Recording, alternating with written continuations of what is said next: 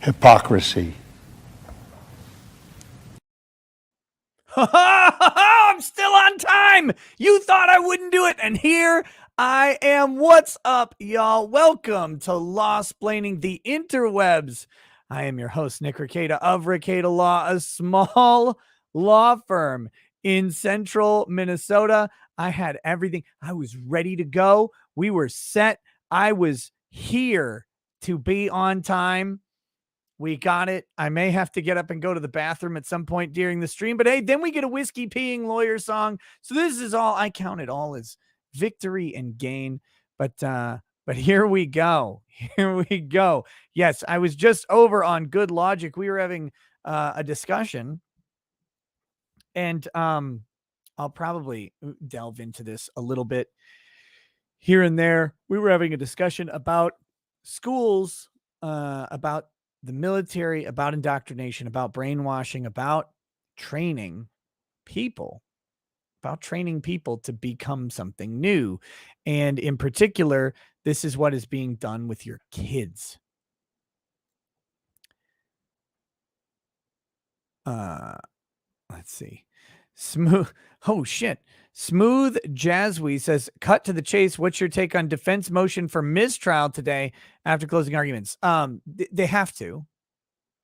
You make that motion. It's a matter. It's a, you try, but those are long odds motions. You make your motion for a mistrial. You make your motion for whatever. You make those motions because you preserve them on appeal. They don't mean anything about the particular case. In Kim Potter, they motioned for mistrial. They motioned for reconsideration from the judge, all this stuff. They motioned for judgment notwithstanding of the verdict. All these things you're going to do, or directed verdict, whatever you want to call it, doesn't matter. You're going to make those motions because you have to. It's part of the representation of your client. So I have not watched. I've not watched the Husel closing arguments yet. We are not going to watch both of them. They're long arguments. But I think we would start with Baez. We might watch Baez's argument because he is a very, very good defense lawyer. And I really want to see what he brings to the table in this closing argument. I have not been following the trial. I just have not had time, but I am very interested in how it turns out because it kind of looks like a guy's getting just railroaded. It kind of looks like a guy's getting railroaded, and that is the story that you want to tell. You want the story of Dr. Husel seems to be great doctor. Everybody likes this doctor, faced with the problem of a whole bunch of dying people, dying in pain. And he has the ability to not save them. He's not able to provide care that will help them live, but he is able to provide care that will help them pass with some peace. Not actually kill them, by the way, but will just alleviate pain as they die from their illnesses. And so that seems to be the case. And then a hospital faced with funding crises and PR crises, trying to pin a negative PR campaign upon somebody else, scapegoat their issues. And with emails discussing it and everything, just, it seems like the trial had a lot of opportunity for fireworks, but it was a very long trial and I did not have the schedule to support it, unfortunately. Yes. Smooth Jazzwee says, you've missed out on an infuriating yet interesting trial that lasted 1,000,000 years. And it has been a long one, and it's a complex case, and there's a lot of people involved. So it's going to take, it had to take a while, but I would have loved to cover it more thoroughly, but I just couldn't. In fact, even today I was going to cover the opening or the closing statements live. I thought that'd be a lot of fun. Was not meant to be. Oh, excuse me. Was not meant to be. I had I had a lot to do around the house because I'm about to be bunkered down for Johnny Depp and Amber Heard, right? I'm going to be basement dwelling. I'm going to get pastier than I am. Uh, right. I'm going to start turning into Cartman from the World of Warcraft episode of South Park. I'm just going to have a poop bucket behind my chair or whatever. And we're going to watch this thing. It's going to be like 6 weeks of trial for Johnny Depp and Amber Heard. It is going to be a long process. And so with that, I was my daytimes I've been trying to do the last couple things. With let me tell you about my day today. So yesterday I have some I did the Kevin Costner meet and greet the other day, which was cool. That was at a charity event. Um, I love going to charity events, by the way. If you've never been to like a formal charity event, they're great. Good food, uh, decent company. Sometimes, depending on who you're with, it can be a lot of fun. Everybody's encouraged to get liquored up because then they spend more money, which is like illegal in most contexts, but for charity, it's fine. So you do all these things.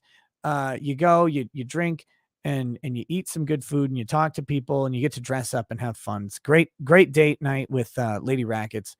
But we've got a bunch more charity events coming up. But I try and contribute to the charities that I go to. I don't like just go to random ones or whatever. So we've got a bunch of those events coming up.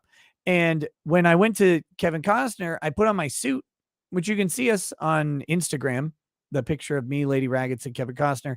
Put on my suit, and I was like, oh yeah, I like this suit. And then I went to button it. I went to button that suit, and I realized that I got fitted for that suit 2 years ago, and my waist has the suit shrunk. I mean, that's what happened. The pants shrunk probably when they got dry cleaned or whatever. Those Asian dry cleaners just don't know what they're doing. I think it has to be their fault. It has to be. It certainly couldn't be me becoming increasingly more sedentary, becoming increasingly more 40 years old, and all of the things that come with it. Me not, running and doing fucking anything but streaming anymore. So it couldn't be that stuff. But whatever, some goblin came in, the pants goblin, and made my pants shrink. So I was like sucking in the whole night. It was very uncomfortable. So I did what any reasonable man would do, right? You look at that problem, do you go, oh, I could work out, I could trim it's just like an inch, right? I just need to trim like an inch off the waist. Everything will be fine. Probably just do some crunches and maybe go out for a couple jogs. It's springtime. No, I went out and bought more suits. That's what I did. I bought some more suits. So that was the other day. I went out, that was yesterday, I think. Went out to the store. My daughter wanted to come with me. We took a trip up to St. Cloud's, about 45 minutes from here. Got a couple suits. Great stuff. Lady Rackets always gets new dresses. Why don't I get new suits? So I was like, yeah, I'm gonna get some suits. So I got some suits that I'm looking forward. You'll see them. I'll post the pictures on Instagram when we go. I've got one event, Make-A-Wish, in not this weekend, but not this Saturday, but next Saturday. So we'll be at another charity event there, and that'll be fun. I really like the Make-A-Wish event.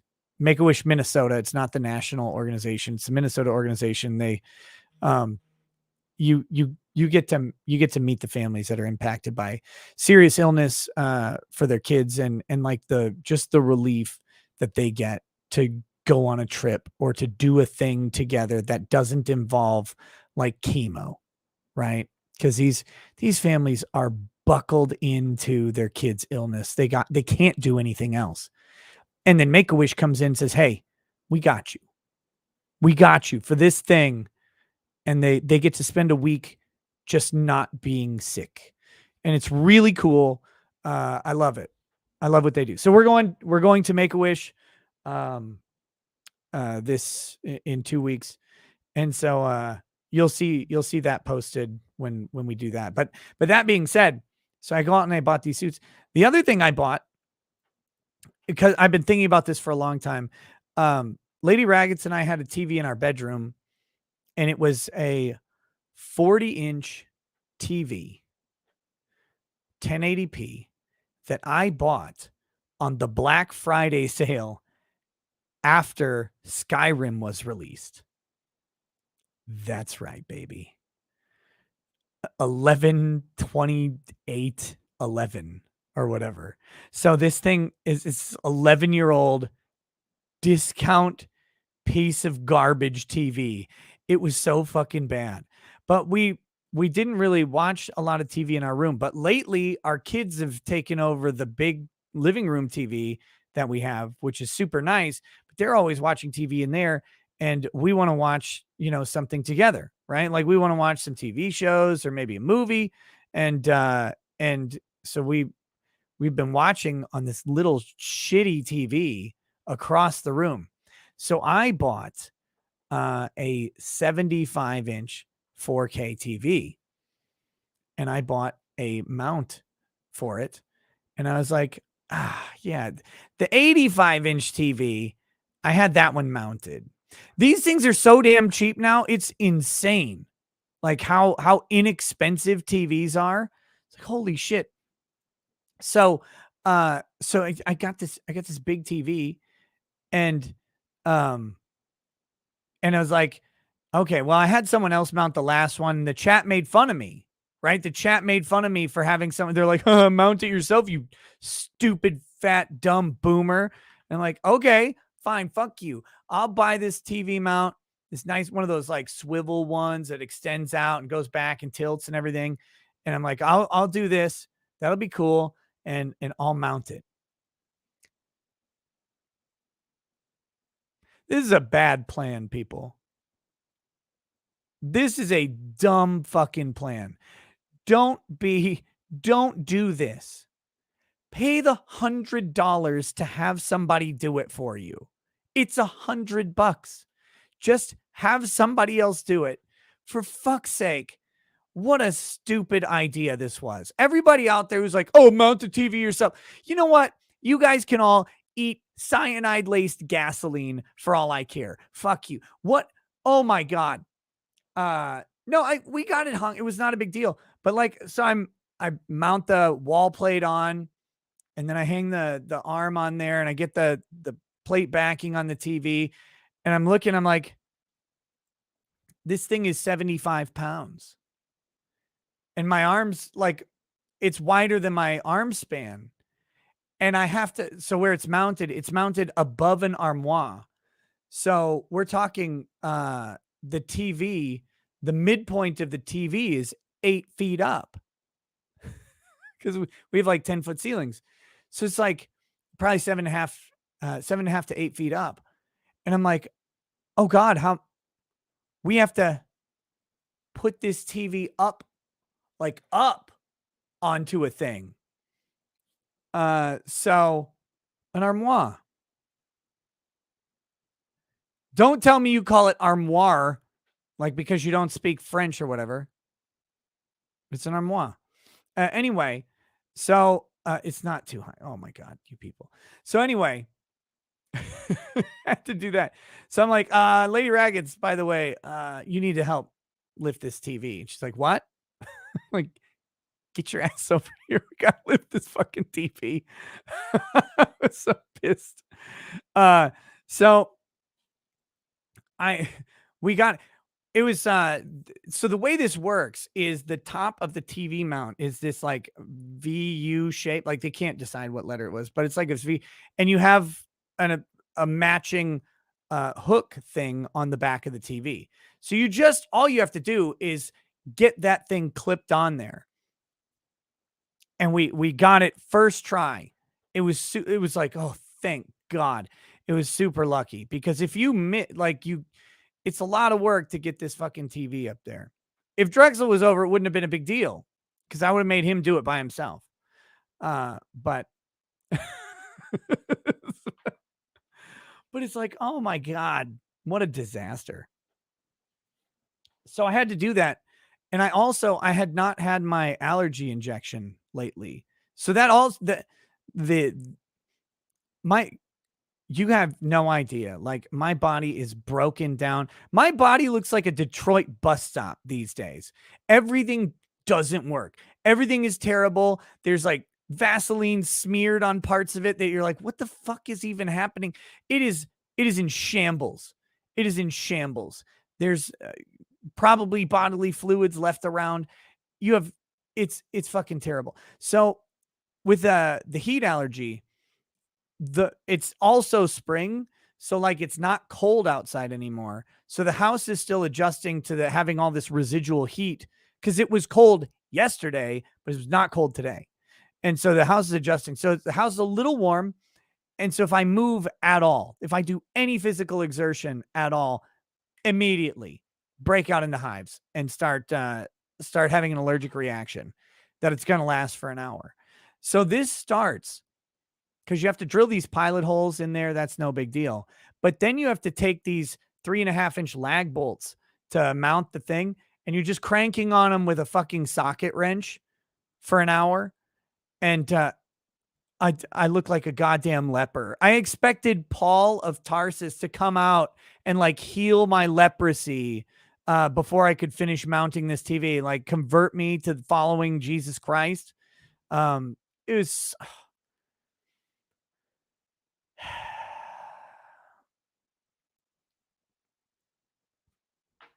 it was ever heard of a drill? I have a drill. I just don't have the bit that will the for the a big enough socket for the lag bolts.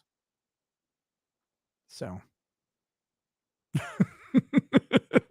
so then I'm already like this itchy, hideous monster as we go to lift the TV. And then we got the TV mounted up, but then I spent the next like 8 hours just scratching my entire body. It's like, oh, throw me in a pile of pine needles or something.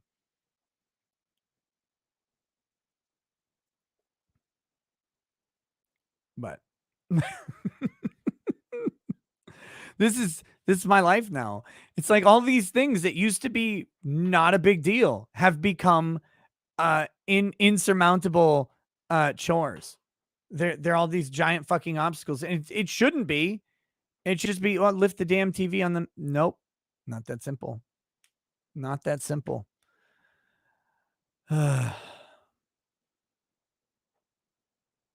Did I hit a stud? Well, there you have to mount the lag bolts have to go into studs, yes. They're yeah. Yeah, you have to do that.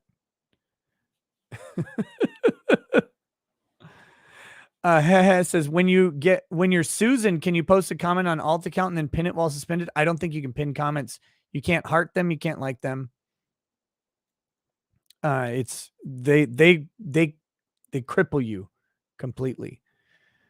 But yeah. You know what I want? You know what I want? I want all of you to join my locals. All you fucking handymen in the chat. You're so good at everything.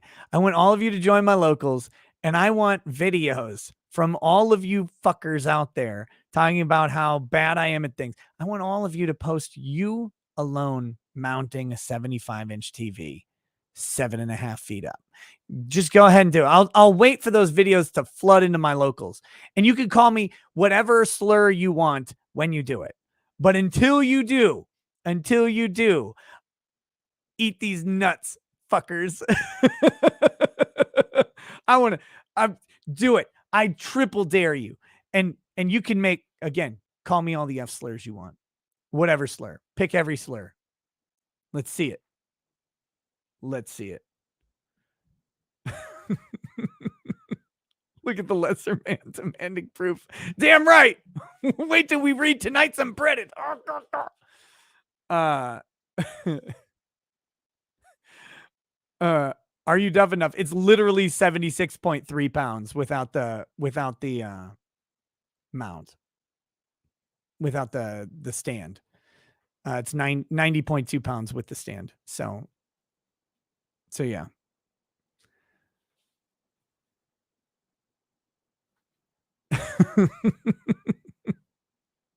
You mount one alone first? No, it's terrible. I'm not saying you can mount it alone. You need a second person. if you do like if you try and mount it alone, the risk of breaking the TV is astronomical. Lady Raggets was very, very helpful. It was great. Easy to do, electric wrench and some pulleys. Okay. Uh, have fun with it. I want to see. I want to see. Okay. So that being said, I'll eagerly await those, and then yeah, I give you full permission to make fun of me. It's fine, but you only have permission if you prove that you can do it. Oh, and then I went to go get my pants hemmed today. So I bought the suits, but they're like, oh, we're like 3 weeks out on any alterations. I'm like, literally, it's just hemming the pant legs. Yeah, like you could do it right now. Just measure the pant leg and hem it or whatever. Like, oh, we're 3 weeks out. So I was like, okay, fine. So I left because all of the suit stores are in prom and wedding mode now. So I left, but I called up a local alterations place that just opened. And I was like, hey, can you get me some pants hemmed in like by not this weekend, but next weekend? You guys like, sure, sure, sure. And I'm like, okay, well, when can I come down now and get measured up and do this? He's like, oh yeah, no big deal. It's 5 o'clock at the time. So I'm like, sweet. So I hop in he's like, we close at 6. So I hop in my car. I get down there and I forgot my fucking wallet at home. And I go, oh, I'm sorry, man. I forgot my wallet, but you're gonna hem these pants.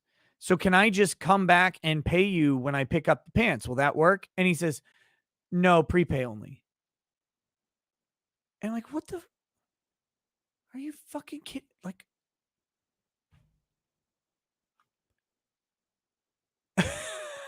it's prepay only. Oh my God. Like what? I can't get the pants back. Like I can't not pay you and get my pants. That doesn't, it's not, you have the pants. And I'm like, are you really? Like I can't just come, like I'll pay you tomorrow. I just left my wallet. My wallet was in my other car and I just brain broke and I meant to grab it, but I didn't. And he's like, no, sorry. So you got to prepay only. So now I have to go back there tomorrow after the Johnny Depp Amber Heard stream to get and get measured for this stupid thing. What a fucking disaster. I hate everything. Now, I agree with the guy. Lots of people will not pick up the pants, but you still did the work. Who's going to not pick up their own pants? This doesn't make any sense. I know it was my fault. I was just blown away. Oh, and then so I'm like, I have my phone though. And I'm like, oh, well, I see you have a Square, right? The Square payment thing. So I'm like, I could pay with my phone. And he goes, nope, cash or check only. What the fuck do you have the Square machine for?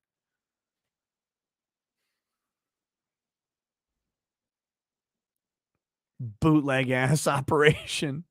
These are going to be the best hem pants ever, though, because if a guy can't work the fucking Square machine that he's got to do business, he's got to be really good at sewing because he's terrible at everything else. So anyway, there's that. I'm not trying to pass off my own faults on other people. It was my fault for leaving. I meant to grab my wallet, but as I was leaving the house, I had to grab one of the kids interrupted me. I grabbed something else and then I forgot to grab my wallet because I had left my wallet in the van from earlier because the kids wanted KFC because they hate life. And I'm going to have them checked because it must be broken on the inside. So I bought the KFC and there's like a little slot in the van that'll hold your wallet. So I just put the wallet there and then I forgot to grab it when I switched cars because I wasn't going to leave the house again. I didn't know that sewing place even existed. And I thought I'd have to schedule an appointment for a couple days out. So it was entirely my fault. I know, but I was like, why, how are you going to exist anymore without taking electronic payments of some sort. That's the other thing. Had I brought my wallet, and he didn't tell me this on the phone, I would have still had to then leave the store, go to an ATM, get cash, go back, and then pay. So it's super cumbersome. Very dumb.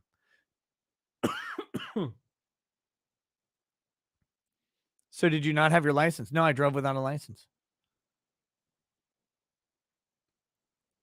Drove without a license. So it deserved it. Minnesota, you dirty bitch. I have a Ridge wallet. How did I forget it? Let me tell you how I forgot my Ridge wallet, Hell Snake. Back in February, I reached out to the Ridge rep and I said, hey, you guys, do you want to re-up the sponsorship? Because I think we're doing pretty good on it. And he's like, yeah, let's do the whole year. It'll be great. We'll set up a whole year of sponsorships. And then he forgot about me. so then I guess I forgot about my Ridge wallet in the exact same way that he forgot about me. So there you go.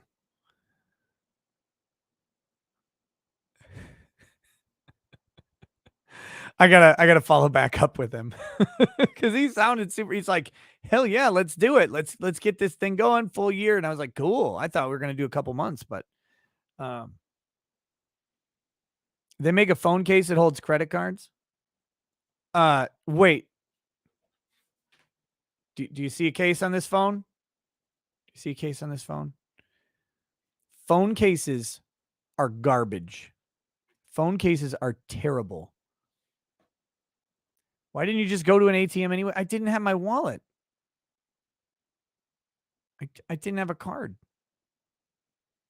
Phone cases are nasty, disgusting things. This is not an iPhone. This is a Samsung. What are you talking about? This is a Galaxy or an S21 Ultra Plus. I also have an iPhone. Phone cases are garbage. Some Korean man sat there with his little like aluminum magnesium carbon shaver and he's like shaping and molding this. He's got his Dremel tool out and then he's taking a polishing cloth and he's going over this and he's like rubbing some like sandy medium over it and he's like, and then he gets out the sandpaper and he's hand scrubbing this thing down. He's whittling this perfectly engineered piece of metal that some Korean man is diligently working on. And you're going to cover that shit up with a phone case that looks like garbage. It's all like, it's bigger than your phone, which is already too big. It makes it get stuck in your pocket. Phone cases are terrible. Why do you people do this? Why do people? We have a whole industry that has convinced you dumbasses to buy an extra thing to put over the phone that you just bought that costs more and makes your phone less usable.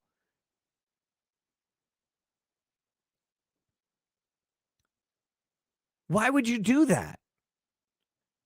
Again, remember, some poor Korean man, he gets done making his kimchi and then he's just using the planer tool and he's like, just shaving off strips of metal. That's how they make phones, right?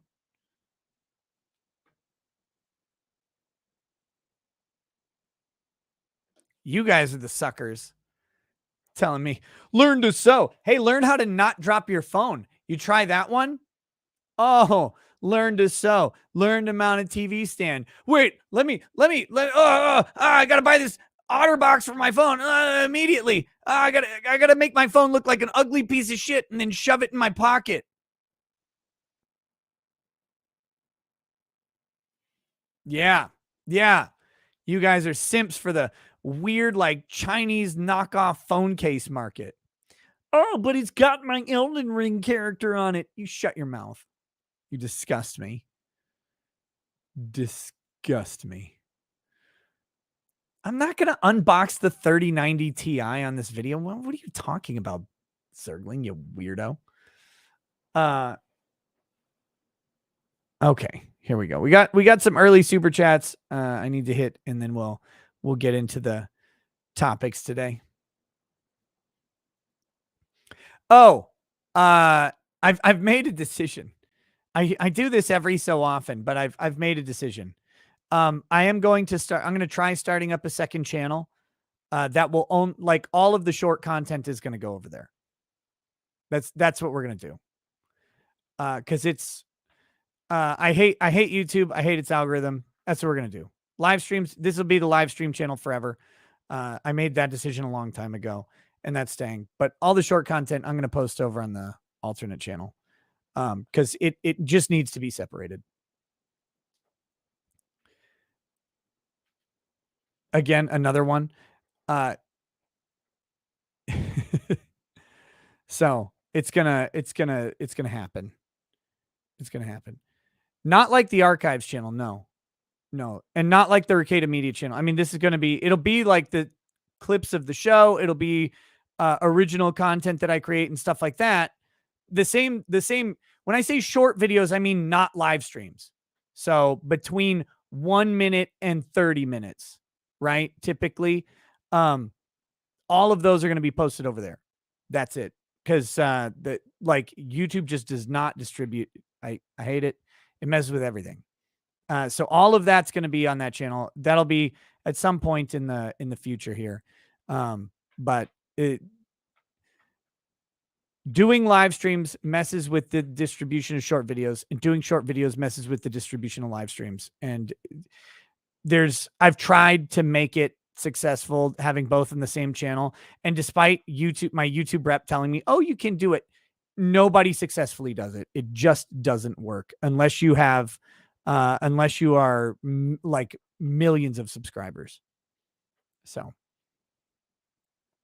anyway, so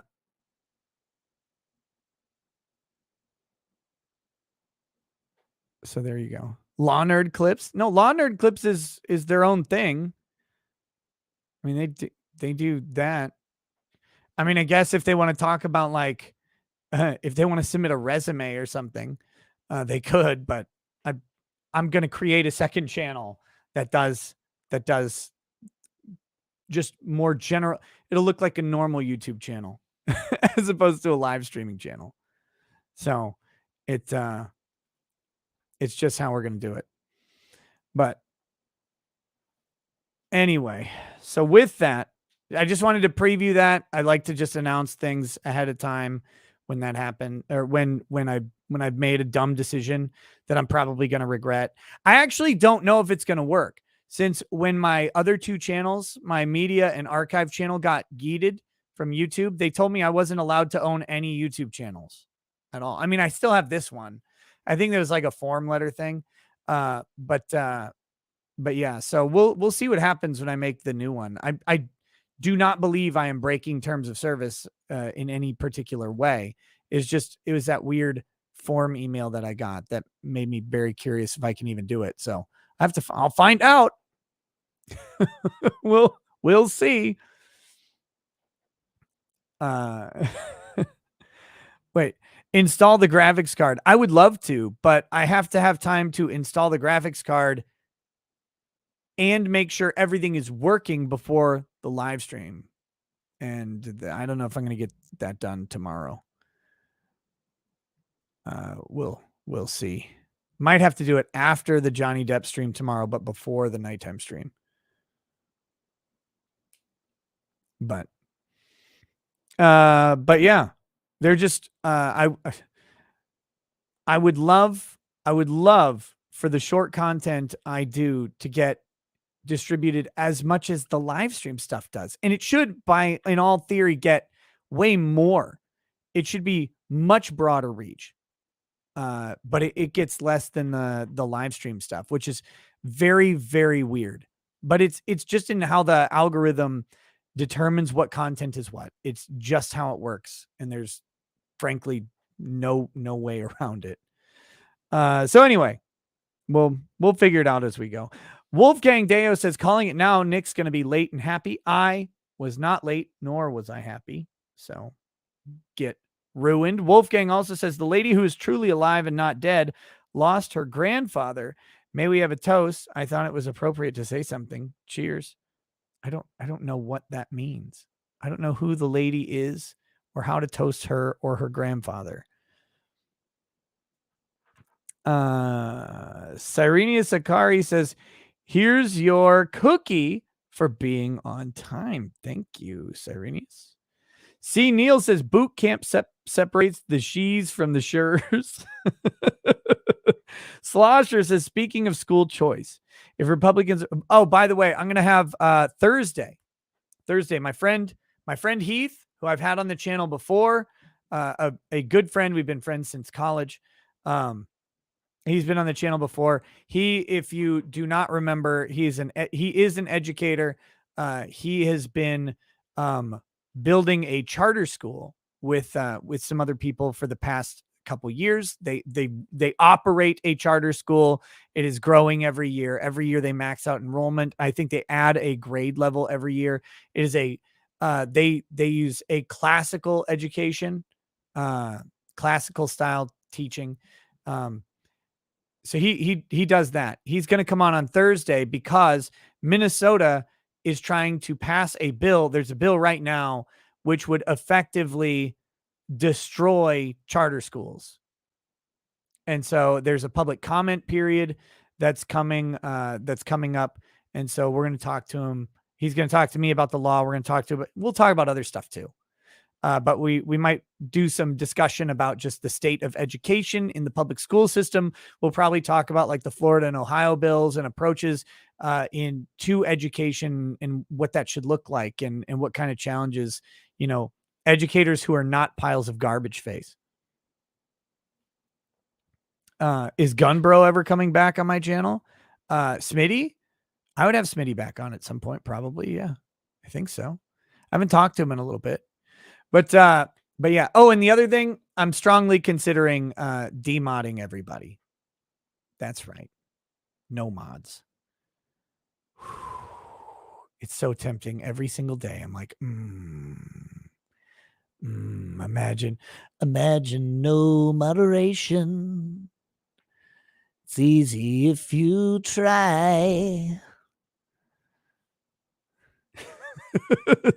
No one to mute or ban you. No one you wish would die. Imagine no more cuckolds blocking all your chats. Woo-hoo.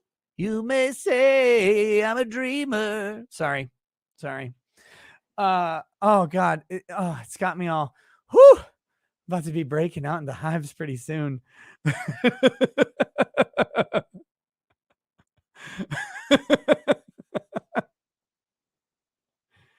Oh God.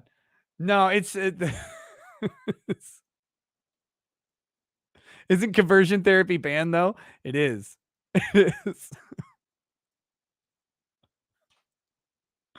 Look, I hats off to the moderation team. I shit on them all the time. Hats off to them. They're really great. I really appreciate all of the stuff.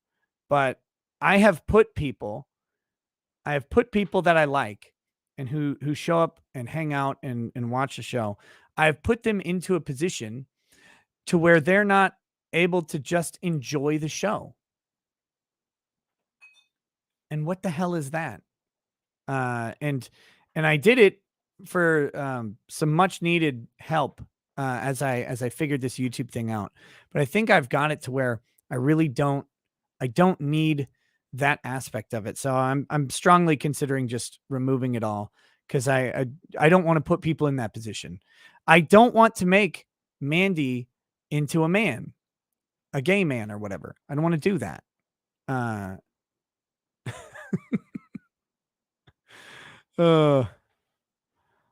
Shadows King says, I wouldn't enjoy the show regardless of mod status. That's why you are a mod right there.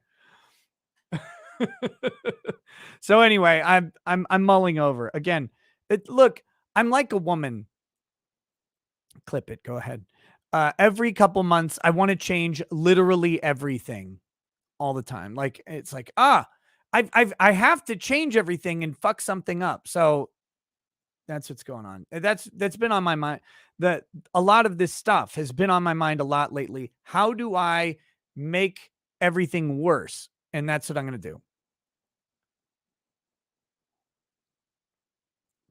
I just haven't fully decided what all I'm going to do.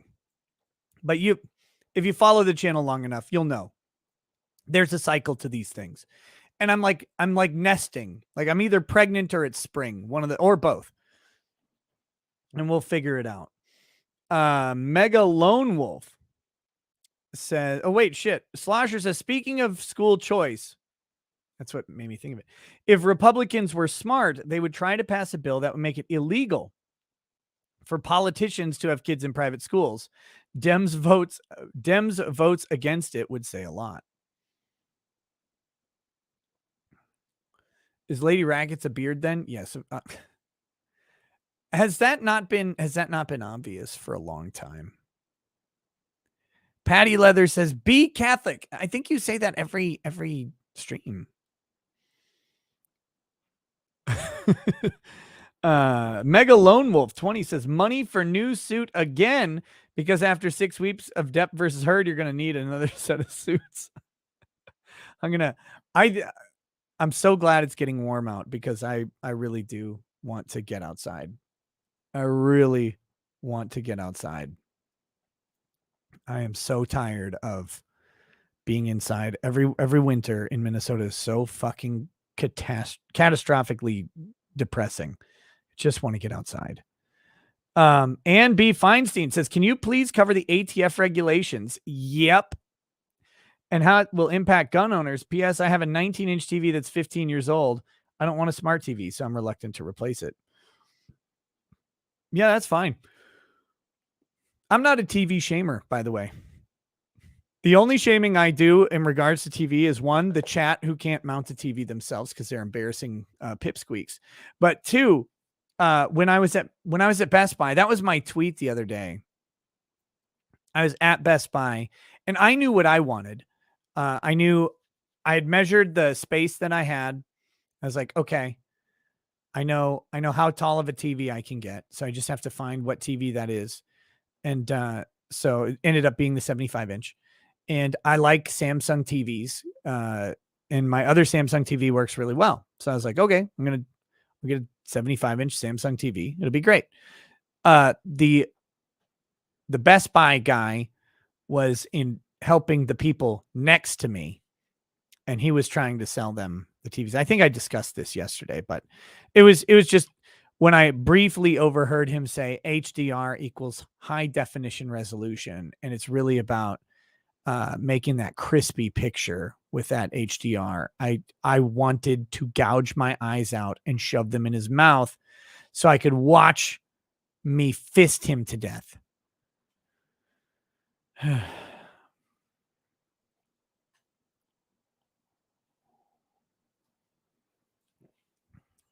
So, any Lucas painter says, I wasn't here yesterday. Carry on. Yeah, the long and short of it was overhearing the Best Buy guy trying to sell the couple a Sony Bravia. Oh, wait, I think I talked about this on Twitch. Trying to sell a Sony Bravia TV over the Samsung TV, which the Sony Bravia TVs are really nice. Like I'm not here to, if I didn't buy a Samsung, I'd probably buy a Bravia. Their screens are great. Their pictures are great. Good panels. Everything's fine.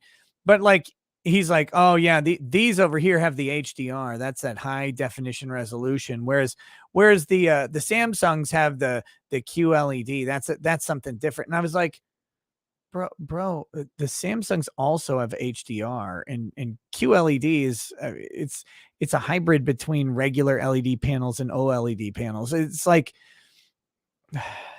stop this.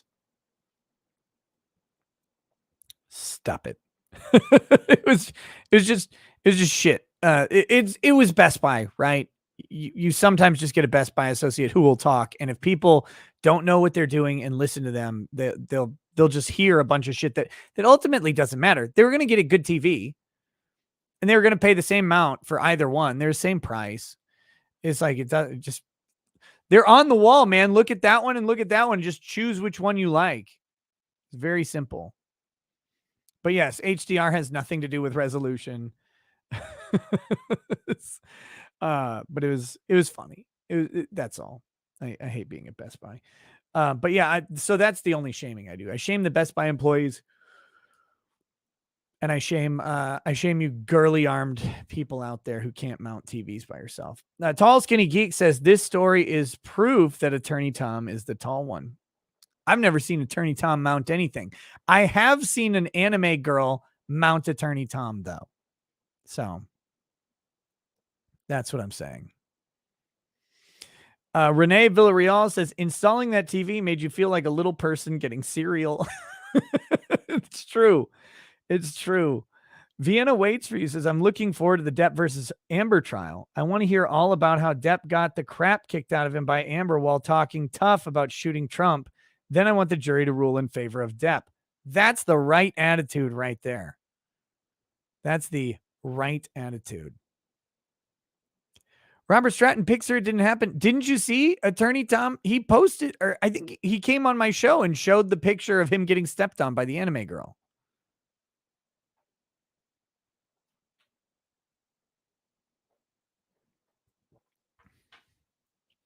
No, that's the right thing.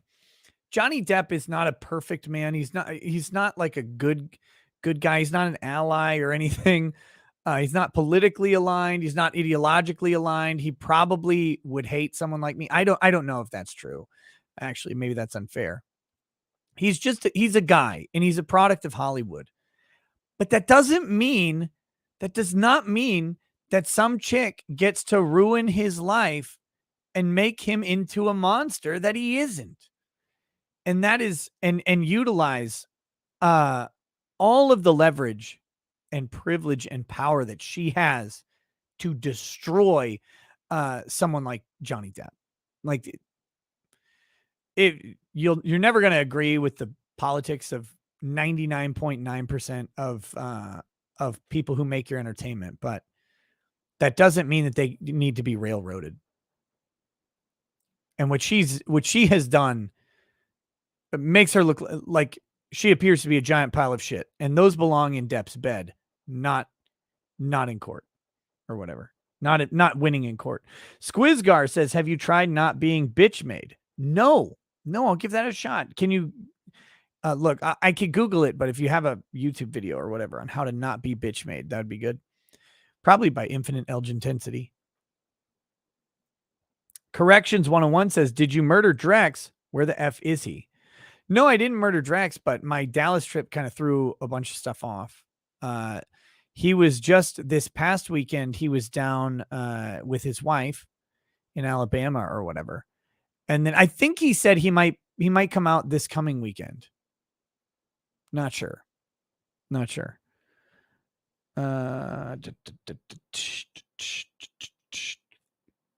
Where do we go? Oh shit. 1337 Bald Eagle says, had some Lagavulin 16, Talisker 10, Cragganmore 12 today. What do you think of each one?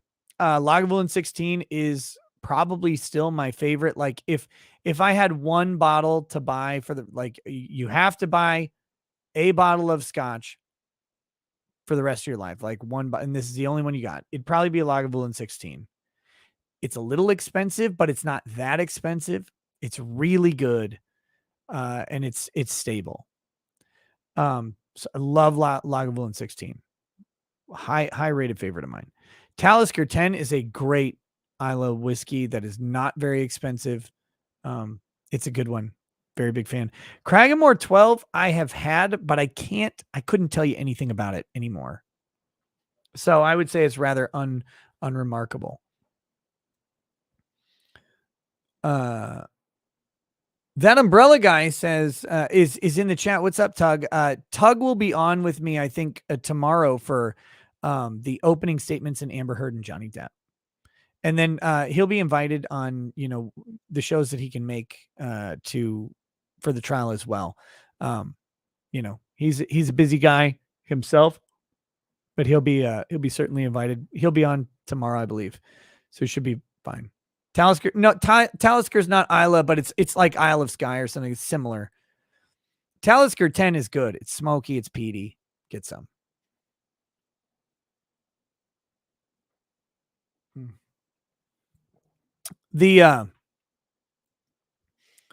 Let's see. I think I think the Johnny Depp Amber Heard starts at 9 a.m. Central Time. So I'll probably fire up the stream around 8:30. So there's that. About 8:30. And I've had a couple people say that they'll pop in and out of the stream as they are able. So we'll have some guests and stuff. Again, Legal Bites is also streaming it. I'm not trying to poach anybody from her show or anything like that. I don't want people to think that there's some sort of drama or whatever. There is not. I've talked to Legal Bites and I said, hey, you know what? A bunch of people in my audience want me to stream this. I know that I think we have plenty of distinctions between us and our audiences that we can both stream it and all be good. And I think she'll provide some excellent coverage. And she's going to have a big opening show with a lot of the law panel members on there, and it'll be good stuff. I'm going to do my thing, of course, over here because that's what I do. I do me, and people are welcome to participate or not at their pleasure, not just at their leisure. Here we get in for that pleasure. Okay. He says, what do I think of each one of those whiskeys? I just said so. Thanks for the always quality entertainment. Somehow I missed your tax rant. Law Nerd Clips doing the Lord's work. Yes, Law Nerd Clips is very good at clipping my content. But and that's the idea is part of the reason why I want to do the second channel is because like there's a bunch of stuff like that could just go up on the second channel, but with the live streams, and especially like now where I'm going to be doing 2 live streams a day, many of these days coming up, where when you upload some, I have 2 more videos in the hopper that Ryan the editor put together for Eric July, and I don't know when to release them because if I just release them, they won't. It's not gonna work. It's not gonna get any traction. Many of you may not even know I released an Eric July video, and I mean it got no distribution at all from YouTube. Nothing. It did terrible numbers. But the feedback on the video is great. The likes versus dislikes, the comments are wholly positive, and yet nobody saw it.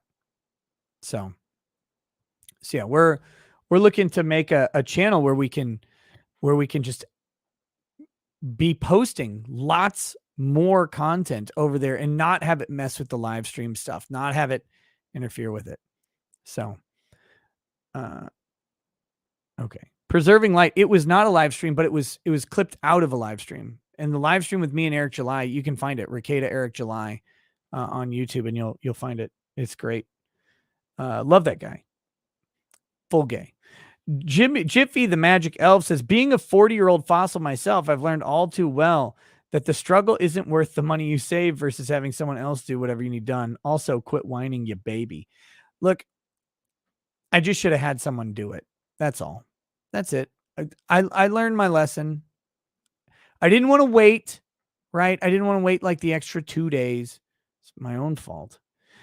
But I did today watch a movie with Lady Rackets from our bed on a giant TV that was up and tilted down at the perfect viewing angle. And the lights couldn't reflect off of it or anything because it was tilted. They couldn't reflect onto us. It was great. It was 5,000 times better viewing experience than the movie we watched yesterday. So it was awesome.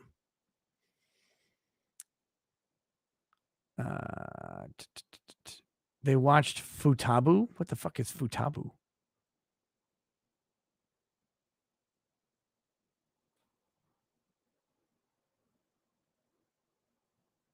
Let's see.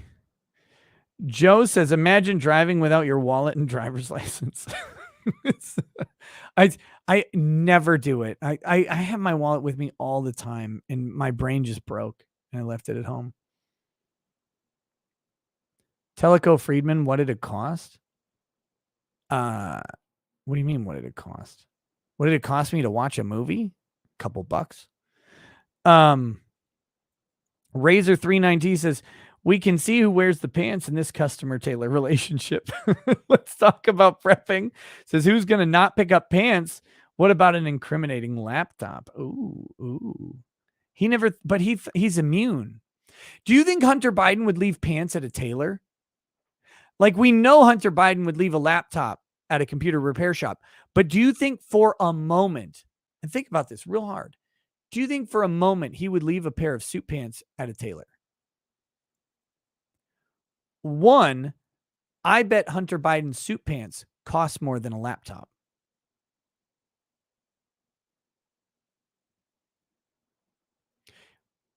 You think he left a gun in a dumpster? You guys are missing this.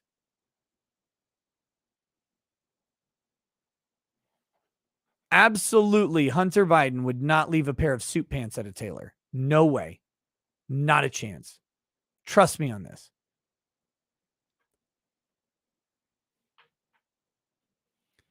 No way. He's going to wear those. That's image. That is projecting image. This guy has, they're fake business credentials or whatever, but he still does this thing. He's still an artist. He's still going to do openings. He's going to do, like, this is who you are. The laptop is disposable and he's immune. He knows he's immune from prosecution for anything. Nothing about, like, it didn't even cross his mind that laptop might have something on it that could get him in trouble, because he can't get in trouble. He will not. Gun in a dumpster. Again, what fallout did he face from that? But those pants match his jacket. If he goes up and he sees a jacket in the closet with no pants, that man he'll go, oh shit, I got my pants. I gotta go to the tailor, get it done. Or more likely, with the circles he runs in, I'm sure the tailor would deliver the pants back to him.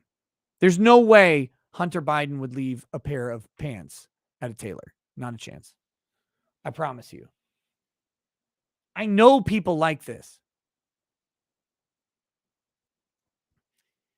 And again, if you're talking like when you get into higher end suits, like, I didn't buy higher end suits, right? My suits are a couple $100 a piece, like just very standard suit, right? But you start talking about custom tailored Italian leather suits, someone who makes what Hunter Biden made at Burisma, someone who makes that much money, you're talking about different levels of money. Like, their suits cost more than a laptop. There's no way he's leaving those behind. Ariel Fetters, I didn't shop at Men's Warehouse this time. I did last time, but this time I couldn't. They were too busy. So I went to the Knights Chamber, is what it was called, in the St. Cloud Mall. It was great. I would love, did I say Italian leather? I meant Italian silk. Fuck. You know what I mean? Very, very refined person. I would love a very high-end silk suit, but I can't justify. I don't need it that bad. Slosher says, not having a case is a flex. Says, I can afford to break this. Not like you pores. No, the real reason I don't have a case on this phone, because I own one.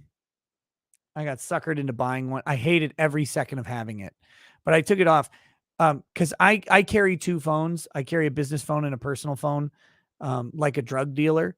And if you got two phones, case, like, every millimeter of extra size on the phone is a disaster. So if you had two phones and two cases, it'd be too fucking big. I don't wear Jinkos anymore, y'all. I used to. Now I wear shorts. Balian says, bro, Home Depot has Milwaukee bit kits. There's 3 different kinds, plus a large drill bit index. That's 4 kits with quick connect attachment for any drill, for any home project you could possibly do for yourself.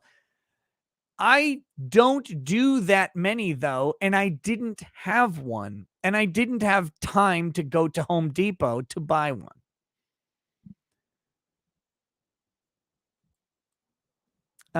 C. Neal says, Nick, I ran over myself with a Jeep. No way I can save a phone. How did you run over yourself with a Jeep?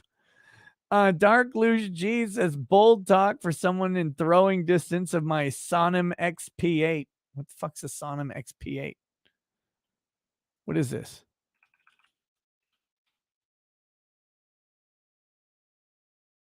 That looks like a big fucking phone. Oh, okay. That is a big fucking phone. It's an ultra rugged phone. Okay.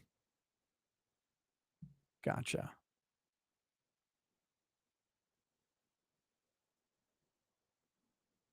Have you ever tried a dual SIM phone? No.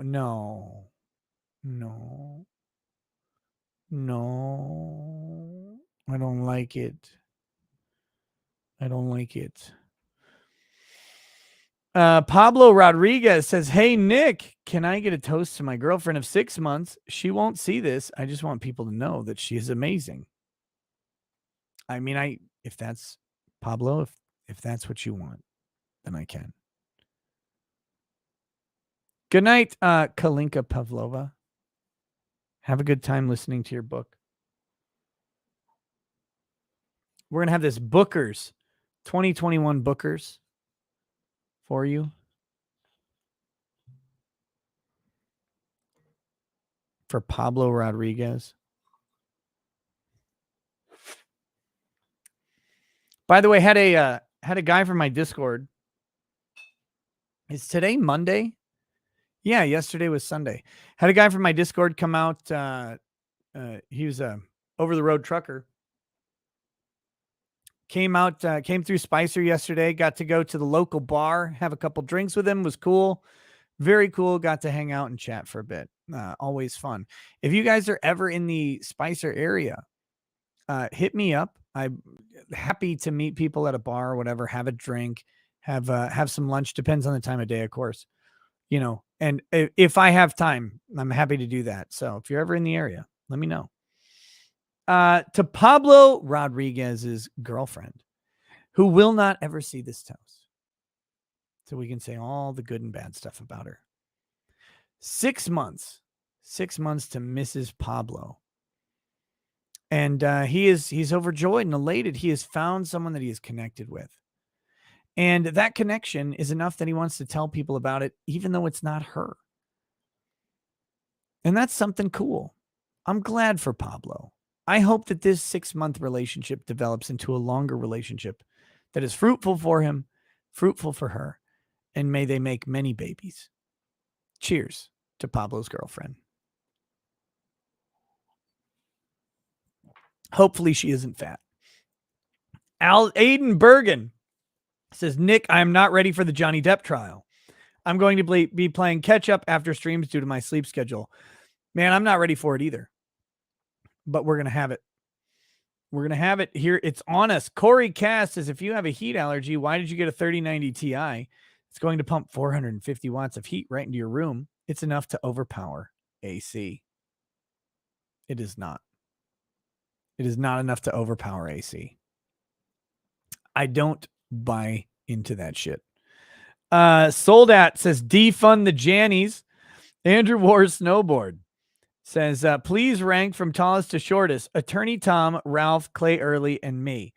Okay, tallest out of those, I think Attorney Tom is just barely edges you out. Of course, then Clay Early coming in a strong third, and Ralph trailing way behind, also hollering the whole time. Benjamin Blatt says, hit me up via Twitter PM if you want a gun lawyer to talk about the 80% ban and the absurdity of all of it in the next day or two or so on a night stream. Benjamin, I'm going to hit you up for sure. Let's maybe either tomorrow or Wednesday. Let's set it up. I would love to talk about this. We've been needing a good topic to talk anyway, and I think it'll be great. So we're going to do that. This 80% lower ban is crazy. They have a brief summary. Biden has decided now to just call a lump of metal a firearm.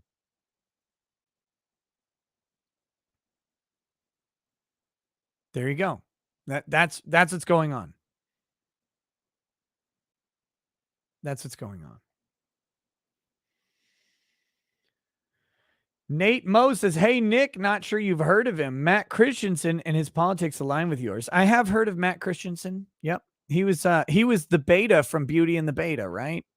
Or whatever. Beta and the Blonde. Something like that. Was that him? I probably fucked up the name, but I know he does his own show. I've seen it before. Would like to see an interview with him for your new channel. No, I want to interview him on this channel. And then we'll clip it and put clips of it on the new channel. Yeah. No, yeah, I'm familiar with Matt. I don't I don't watch any content that's political or anything anymore. I stopped, but back before I streamed and stuff, I was familiar with who he was. I know, I know he's got a nice little YouTube channel or whatever. I don't know if he's on YouTube anymore, but I know he's got a nice little channel that he's been working on forever, and he puts out good stuff.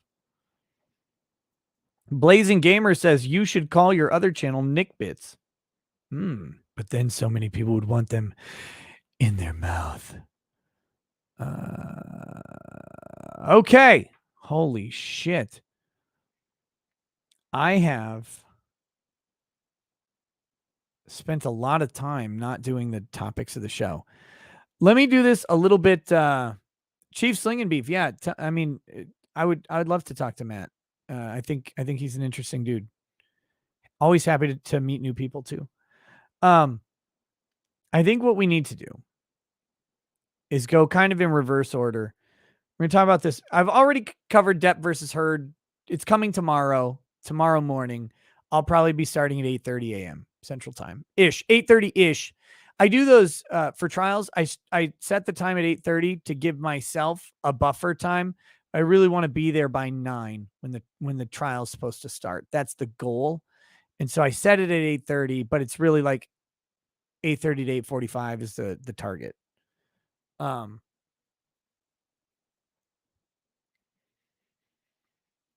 So, but that because it's East Coast, it's in Virginia, so that's why it's going to be early.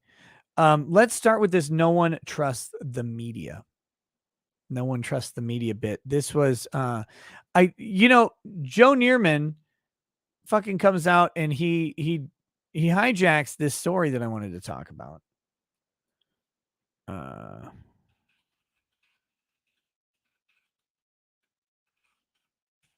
Now, this is the story. Actually, let me do this.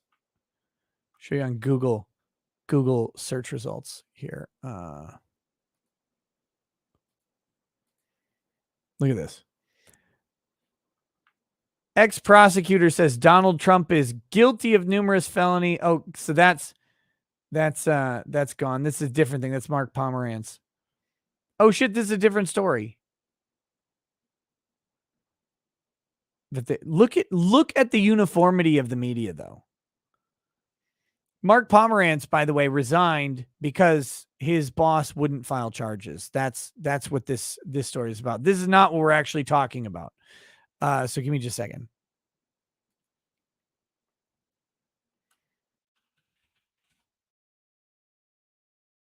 Here it is. Here we go.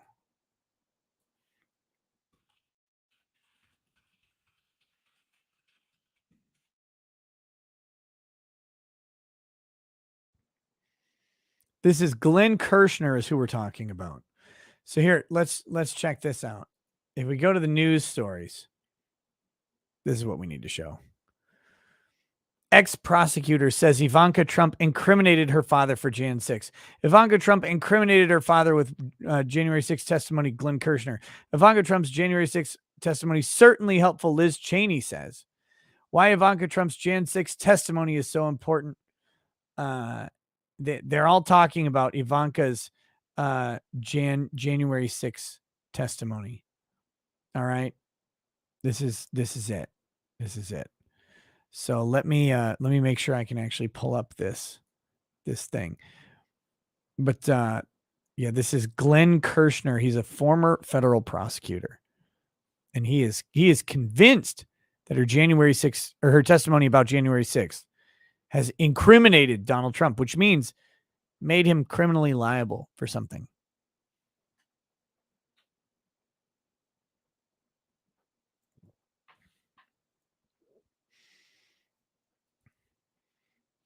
Joe Schmo, one of three, over on Rumble, says Nick should stream playing The Secret of Monkey Island while watching the Johnny Depp trial. Sword fighting insults would beat all legal arguments.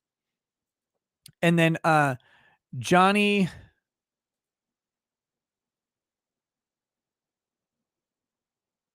The fuck? Hold on. I hate how Odyssey does this sometimes. Johnny Reb 84 over on Odyssey says, aside from the cannibalism and the capturing and selling of random people, there are many parallels to ancient Africa. There's an audiobook collection of pre-colonial Africa travelers and missionaries. It's salty. Okay, there you go. And he also says, saw you on Joe's stream talking about the triangle trade and thought I would throw this in, but YouTube hates BitChute links. Yes. Well, I have links disabled on YouTube because of the Chinese porn bots. Okay. No, CB, that the beta that wrote the embarrassing letter to his boss about why he was quitting, that was Mark Pomerantz. So here's Glenn Kirshner. Okay, let's see what he says.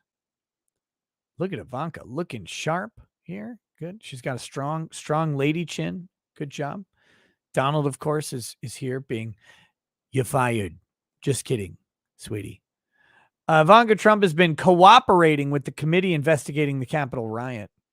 A former federal prosecutor said Ivanka Trump likely testified that she tried to get her father to call off his supporters. This is important. She likely testified this. He doesn't know what she said because it isn't public. This is the most important part of what Glenn Kirshner is asserting as factual here, is that he can't actually know because it's not public and he hasn't heard it. January 6th committee chair Rep. Benny Thompson said Ivanka Trump was answering questions. She answered questions. Okay. There we go. Let's see. Let's get to all the meat of this thing. Oh my God. By the way, I was watching TV and I saw an Audi R8. This reminded me, this isn't an Audi R8 by any stretch. It's just a nice car. I was like, there's an Audi R8 on TV. And I was like, fuck, I wish I had an Audi R8. Damn. Okay, anyway, a former federal prosecutor believes Ivanka Trump's testimony to the House committee investigating the Capitol riot incriminated the former president. Her testimony likely included the revelation that she was present at the White House during the riot and tried to get her father to call off his supporters. Former federal prosecutor Glenn Kirshner said on Friday on the Stephanie Miller Show. Now, somebody tell me, what about that makes it criminal?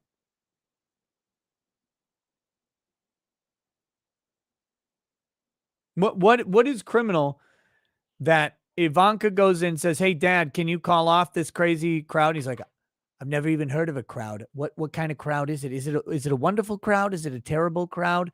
I've met both kinds of crowds. Pretty good with crowds. Met a lot of crowds in my day. Have you ever met? Nobody's met as many crowds as I have. Certainly not Joe. If you know what I mean. He's never met a crowd in his entire life. But I meet crowds relatively frequently. What? So what? Okay. So he's supposed to call. Can you call off your crowd? No, not mine, really. Just a bunch of people. Good, God-fearing Americans sitting outside protesting what they think was injustice, right? Okay. Dad, will you call him off? How? I didn't call him on. But Trump refused, according to former Trump National Security Advisor Keith Kellogg, Kirshner said. Again, refused to what? What did he refuse to do?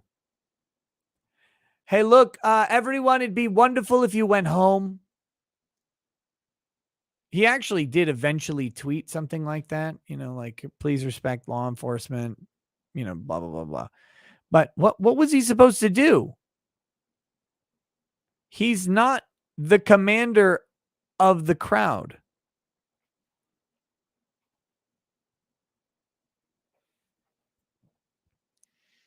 Kirshner said several people, including former White House press secretary Kayleigh McEnany, tried and failed to stop him.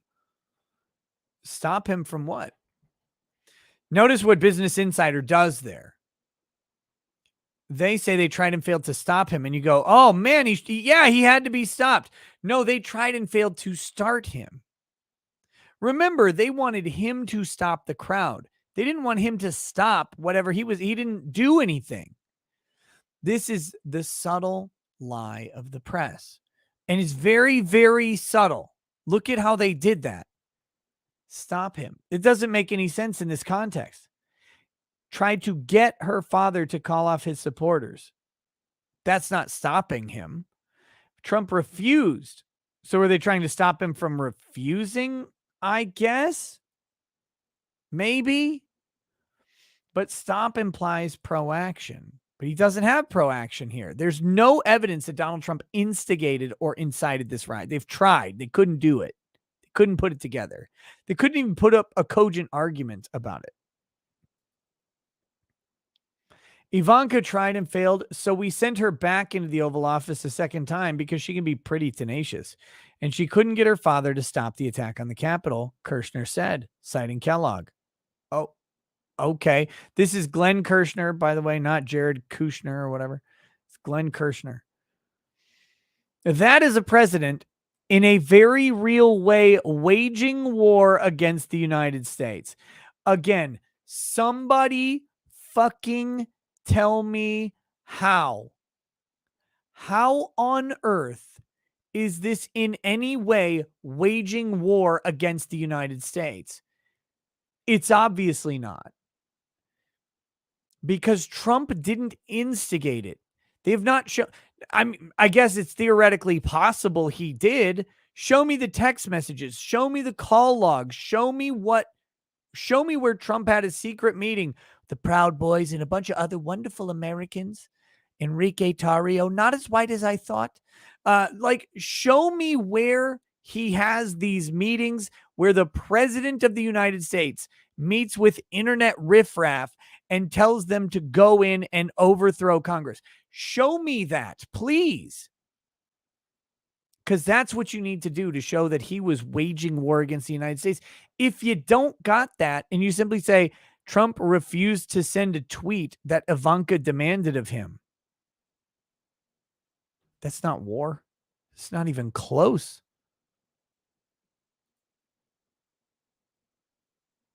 That's nothing even comparable to war. Even his own daughter couldn't stop him. Wait, like if my daughter came in and said, Dad, again, stop him. Stop him from what? This is Kirshner's language.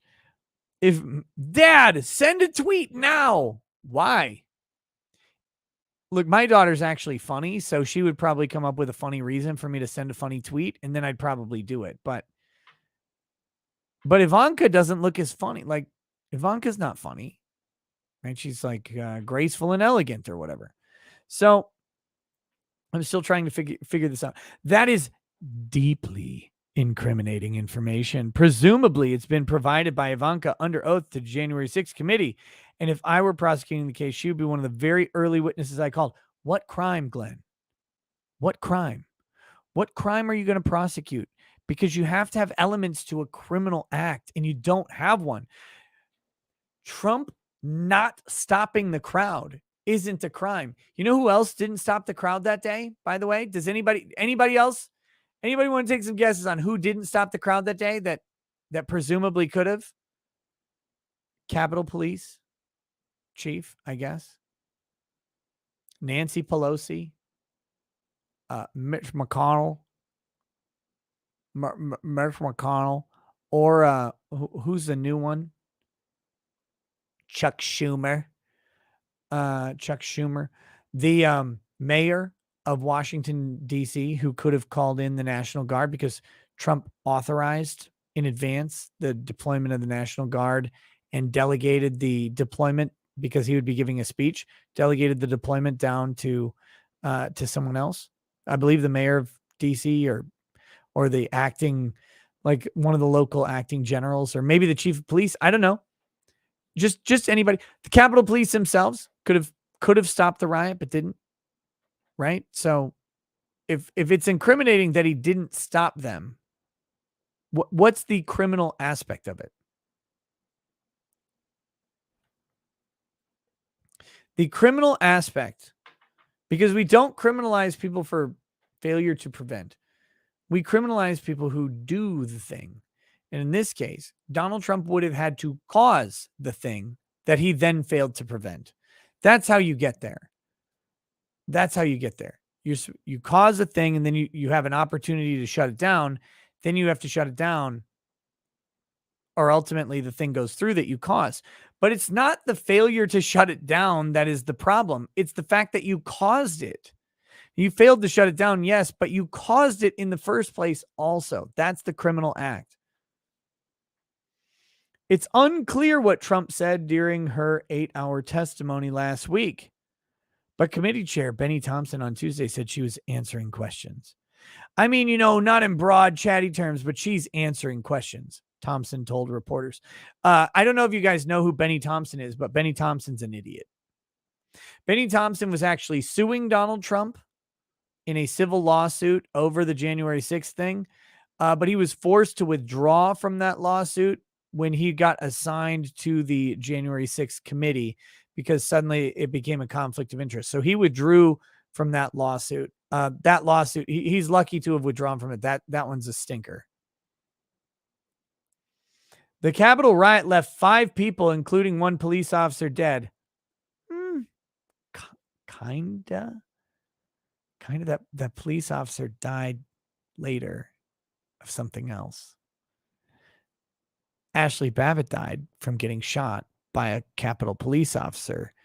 And then the other 3 were, I think, like heart attack type stuff. Members of the Proud Boys, which is classified as a hate group by the Southern Poverty Law Center, were reportedly present. Okay. You know who else was present, by the way? The FBI. So this is, again, the dishonesty of the insider. So you've got members of the Proud Boys were reportedly present. Well, the FBI was reportedly present too. So does that mean that the FBI participated in and caused it because they were reportedly present? Organizers were emboldened by the former president's urges to protest the results of the 2020 election with him, despite Democrat Joe Biden's election victory. This is just a statement that that insider has created.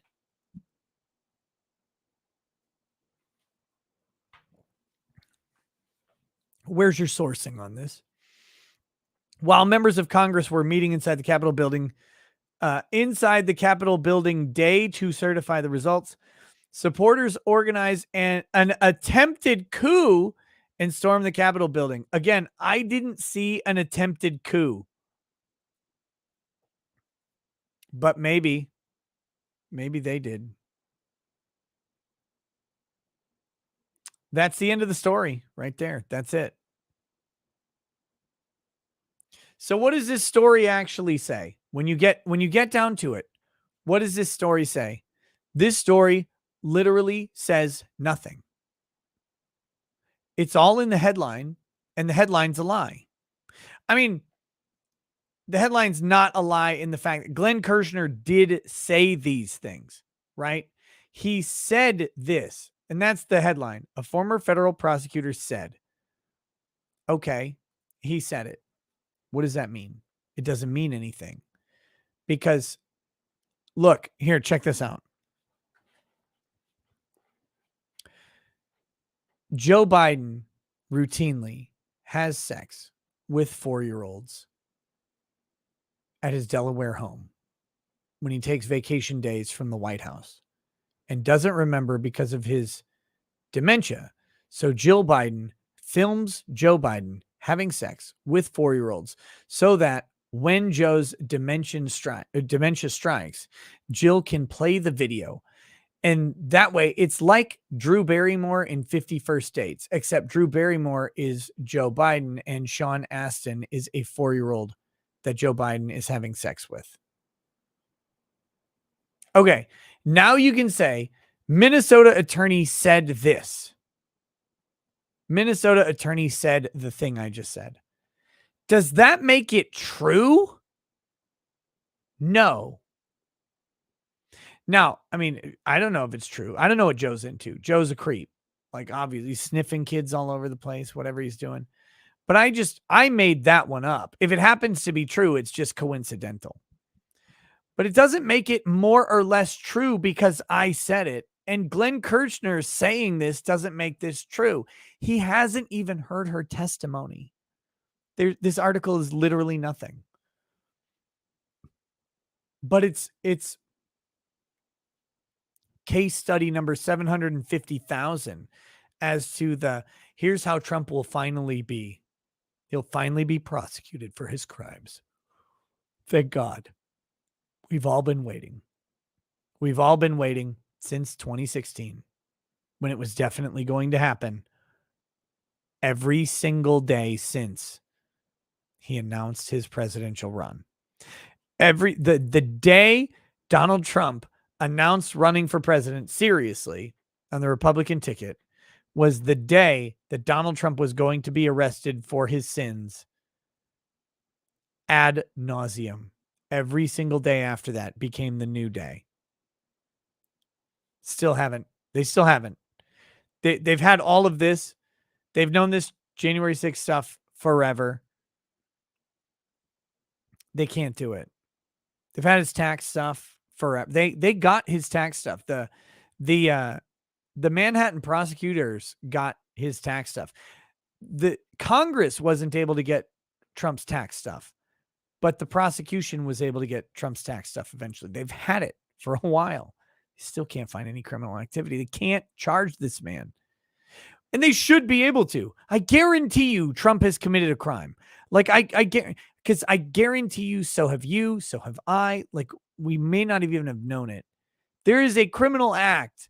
The system is built to incriminate us, to have us constantly under the potential thumb of government, because the potential thumb of government is basically as strong as the actual thumb of government in controlling the populace. That's just a reality. So I can guarantee you that you've committed a crime, I've committed a crime, and Trump has committed a crime. If they wanted to prosecute any of us, they could do it. They could do it. They still won't charge Trump.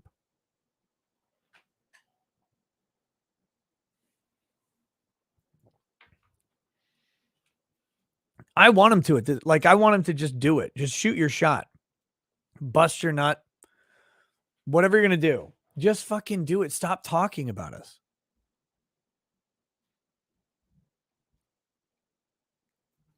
Okay, here we go. We got a couple chats here, and then we'll turn on this this Husel closing argument from Baez. Sketch F or EM says, your silent trucker here. Always pay for convenience. Also yeeted 3 phones out of my Jeep. Cases don't work. Lol. Exactly. My mom just dropped her cell phone off a roller coaster, her iPhone. It had a case on it. The back of the iPhone, the case is gone. It's completely gone. They don't know where that is. But the back of the iPhone is just it's shattered glass. You know, it's a big mess. Screen works perfectly though, so that's good, I guess. Balian says, yeah, but it's a one-time purchase you won't ever have to make again. You can write it off on your taxes for mounting any future equipment for your show. Just saying. No, Balian, I'm not opposed to getting the proper drill bit thing. It's just when I went to install it, I didn't have it, and I didn't have time to go get it. That was the problem. HP says, Nick is so smart. He has it and has his shit together. I'm in awe. Nick, hey, internet stranger, let's meet up IRL and I'll be completely vulnerable. Me, what? What? We're going to meet at a public place in a bar? I'm not that concerned. I'm not that concerned. Bars around here Like, if you're meeting up, there's like 8 people in them. They're quiet. You're hanging out. You're not getting roofied. You're not getting raped. So it's all good. Jackson Kai says, didn't Trump send a tweet to go home that they deleted? Yeah, they did. That was a little bit later. They're saying they didn't do that early. He didn't do it early enough.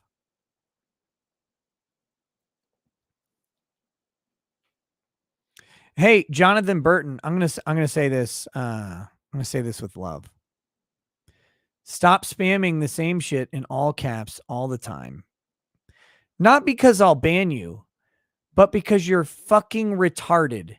You're one of the dumbest people I've ever encountered, and it's embarrassing. Dude, like, you have to understand, when I say that you're one of the dumbest people I've ever encountered, I have talked to Vito. I have talked to Ralph. I have talked to pedophiles. I have talked to Tonka. I have talked to Shane. You are literally fucking retarded. Like, you may need, like, go get a chromosomal test or whatever you need to do, and then probably buy a crossbow and shoot yourself in the knee with it so you can stop adventuring. Because, dude, at this point, it's embarrassing. Your spam is so pitifully dumb that no one gives you any credibility or any credence at all. It's literally just you posting 4-line spam of all caps, and it's, bro, it's pretty bad. You sound like you post in chat like an unpopular Minecraft YouTuber trying to break into the business. It's that level of fucking soy, and it seeps out of your vagina constantly, and it's really, really like. And look, I saw you in the comments too. Like, those comments aren't any better arguments either. They're actually really, really weak as well. Anemic, as some would say. So have fun, man. Like, if you're going to post some, fine. I just wanted you to know, like, I wanted to put it out there that we all see you. No one cares. None of your arguments are any good. And you keep saying the same thing over and over. It's almost like you got your talking point from someone else. And that would go to support the conclusion that you're a literal and retard, that you couldn't think for yourself for 2 seconds. And that's what all the emoji spam that you do at the end to, like, really round out that 4th line because you couldn't think of a couple more words to put in. That's where the spice really rounds out the dish. And we know that you literally got this from someone else, probably from someone on Reddit, because your levels of gayness are so high right now that my gaydar stopped going off and broke years ago, and my Reddit dar is going off. So I know that not only are you gay, but you're probably a kid diddler, and you may even lick your own asshole. So look, this is a public service announcement to you. I'm looking out for your public safety, your personal safety, your personal well-being. I think a well check that involves a chromosomal test is important here. And but we already know the results, don't we? Whew. But tell me again how Jared Kushner got $2 billion from Saudi Arabia. Lol, lol, lol, lol. Say it again. See if it works. See if anybody believes you then.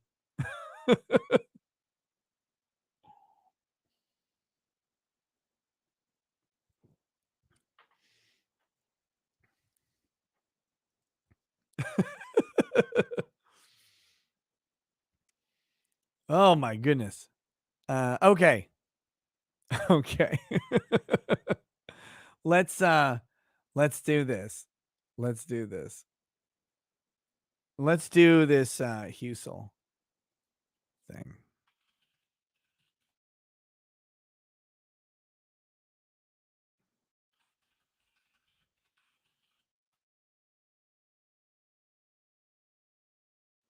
Okay. How the fuck? Wait a minute, wait a minute, wait a minute.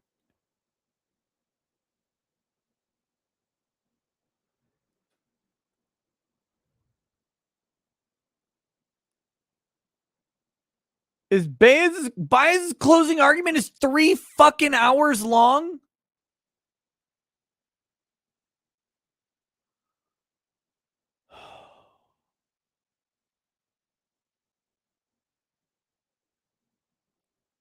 It's 3 hours long?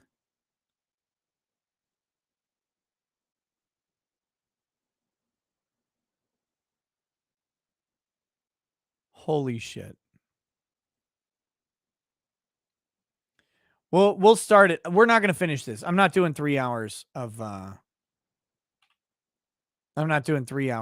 closing arguments for this case, but I want to see how he starts. The reason I want to do this is because on occasion I like to pretend that this is a law education channel and not just a place where I get to vent my personal therapy sessions to the world. This guy, Baez, this guy is one of the current legendary defense attorneys.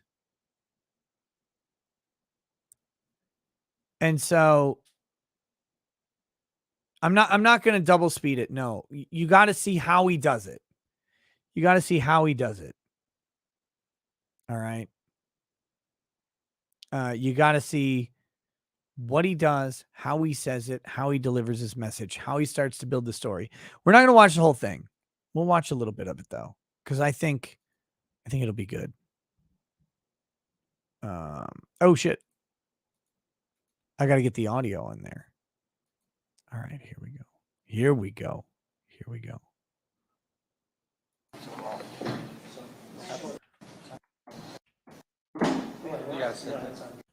Do you expect me?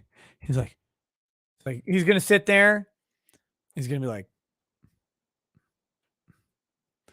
all I need is one mic. All I need is one mic. And he's gonna just get into his flow, right? Go get him, Rabbit!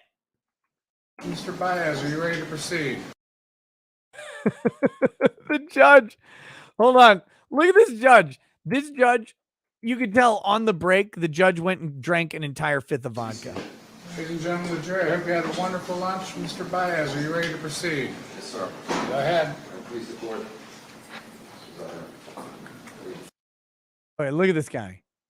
Let's take a quick peek. This is a nice suit. He's got a nice gray, blue, coordinating tie. Very good. Suit looks slick. I think he ditched the pocket square. He's not wearing the pocket square today. He doesn't want to look too high profile, right? But look at this. Look at this. That's a shyster face.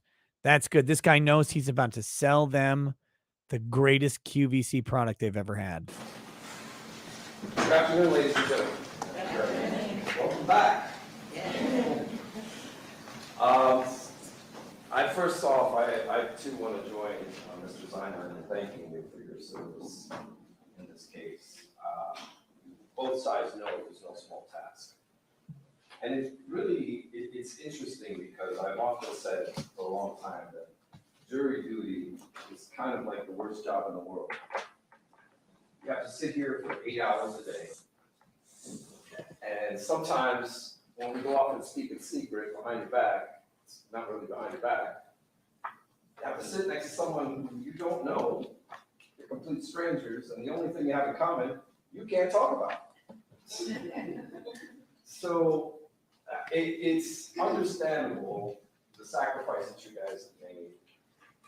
And, you know, justice is a lot like making sausage. Once you see it, you never want to eat it again.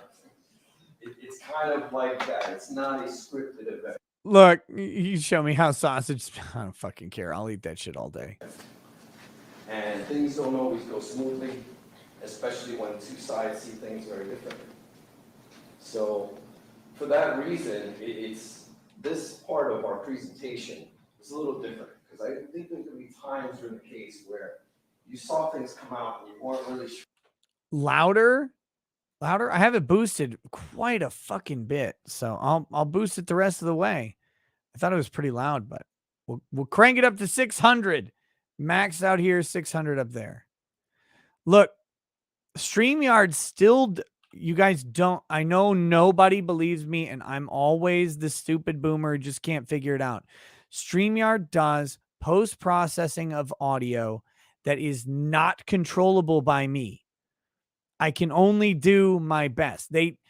When it's other people, I can manipulate our volumes kind of relative to each other, but they do. I don't know why. I do not know why. Here we go.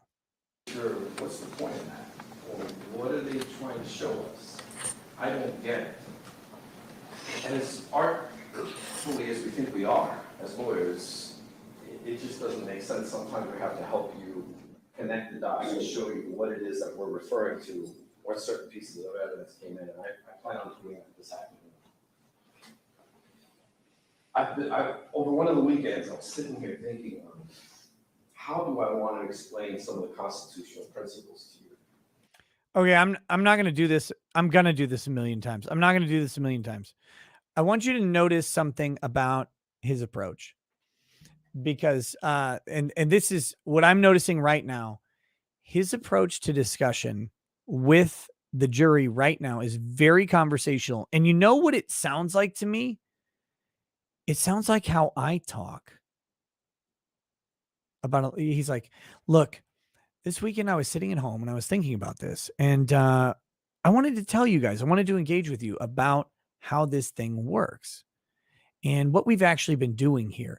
Like, he's very good at being conversational and engaging with the jury. He's making the jury feel that they are important to him, and he's pulling them into his story. Here you are, you're with me. So listen to how he does this, because I've not listened to a bunch of Baez arguments or anything like that. I don't know how this is going. This is fresh for me, but I'm noticing that that's something that I do, is what he just did. And I sat here and I sat at home and I thought different ways. And it's unique because the world is not the same as it was a couple of years ago. I think we all agree with that. Sarah says, quote, he sounds like me. This guy is very good, Lamau. No, he's good at engaging the jury. I don't know if this is going to be ultimately effective for the case. I'm not saying that what I do is great in front of a jury. I'm saying what he's doing is he's engaging an audience. And look, I do this every single day, pretty much, right? And I know certain strengths and weaknesses about how I do my show. And one of the things I'm good at is what he's doing right now. How that translates to court is going to depend on the case, depend on the jury, and everything like that. Things have changed when we realize just how divided a nation we really are, how different we are, how different we see the world.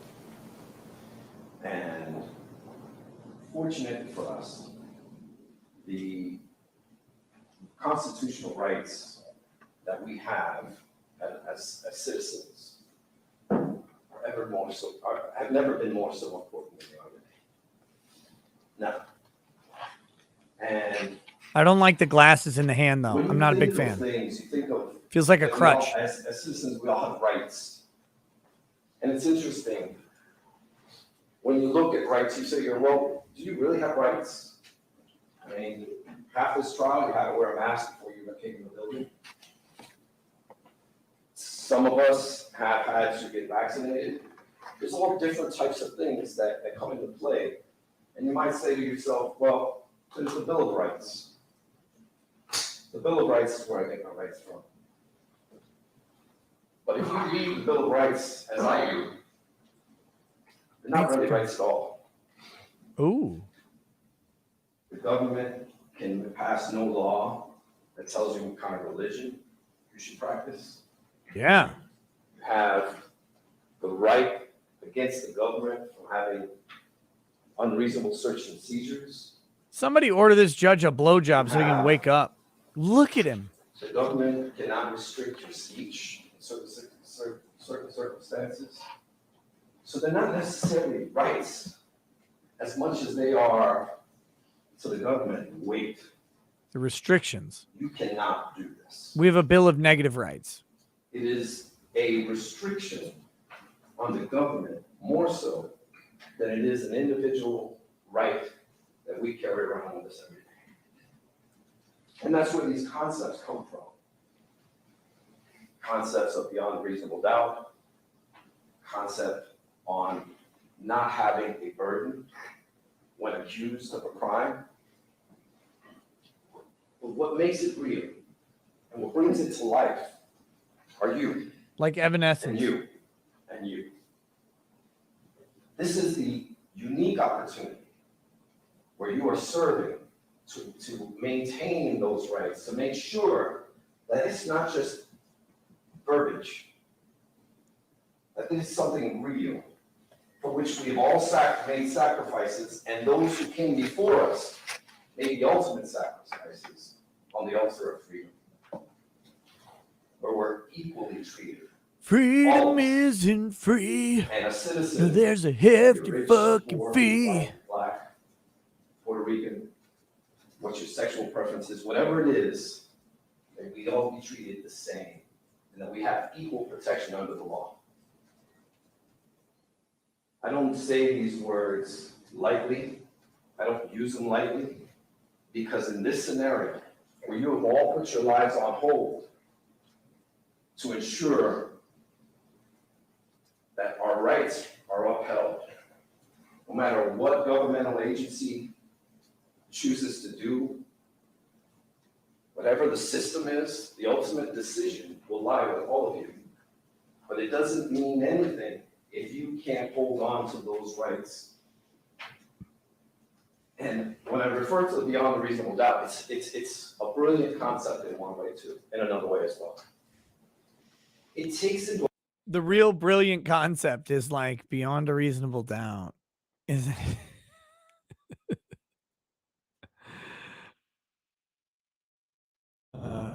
Hold on.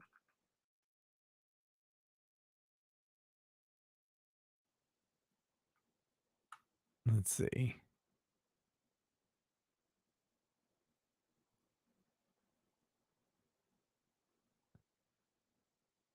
It's not like in the Constitution, I don't believe. You have a right to due process, but beyond a reasonable doubt isn't like in there. So he's like, he's going to the Bill of Rights or whatever. And it's like, I mean, I could read the Fifth Amendment. I'm not remembering that. Here we go. It just has due process of law. Like he's masterfully woven in this beyond a reasonable doubt as if it's a constitutional right, which it's not really. To account our biases, because it sets that bar so high. You may walk into a room and not like a certain person, but you all swore to take, and you took an oath to say, I'm going to hold the government to this burden, which is beyond and to the exclusion of every reasonable doubt.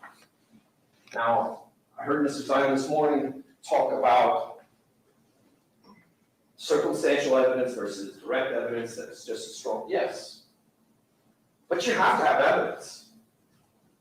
And there are numerous times in this case where you've been asked to take a leap of faith, to find things that aren't necessarily there, but might be there. Well, that's not beyond a reasonable doubt. And that's not fulfilling your burden. And in that essence, there's something else. Each one of us has a role, as you've heard. The judge will instruct you on the law. It is what the judge says is the law. And I am Dr. William Husel's voice in court, as well as Ms. Menashe. We bear no bones about that. And we do so proudly. In addition to that, the state of Ohio has a burden, they have a job, and they have a duty. And that duty is to be ministers of justice. This is It good. does not include putting forward before you anything that is not true, misleading, or just not fact. Each and every one of us deserves That's to good. be able to go through the process of justice without that ever happening. Okay, so I'm seeing people in the chat saying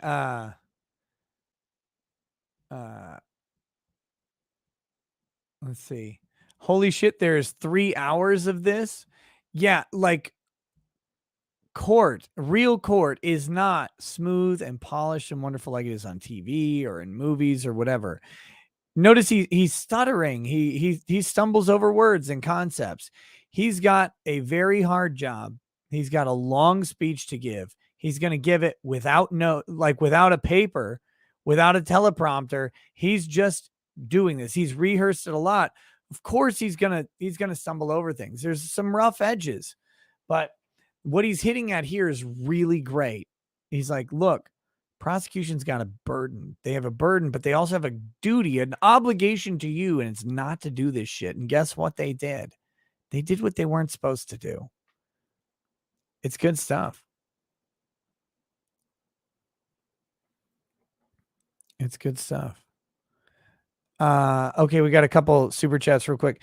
Matrix X says, so I heard you say 40K a while ago, and while in high school, started skimming, and I felt my Diablo 2 and D&D necromancer obsession pull toward necrods. A little bit. You probably, chaos cultists are probably closer to like the necromancer aspect. Necrons are kind of different. Necrons are hilarious. Don't get me wrong. But my main StarCraft race also makes Tyranids attractive. So you're a Zerg player. Suggestions. Tyranids are cool. Don't play the Tau because they're space communists. And really, you fucking heretic should probably just play a Space Marine chapter. CC says 1 out of 2. Hey, Nick, just turned 35 days ago, and it hit me that I was so busy building and preparing that I let it pass altogether. Feel like I missed the boat on the wife and kids of my own. I'd be 53 when they graduate. If I had them tomorrow. Cheers to all the well-intentioned blocked by YouTube out there. To you young men, get to it. CC, let me say this.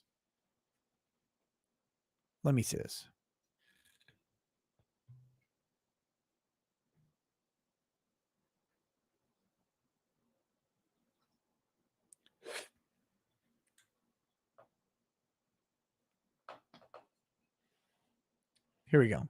Happy birthday to you, CC. Happy birthday. 35. You've been building, you've been preparing, and you feel like you've missed stuff. I get it. I get that, man. But look, you're 35 and you've been building and preparing. So I know you're in a place that you recognize the value of your age, the value of your position. One thing that concerns me in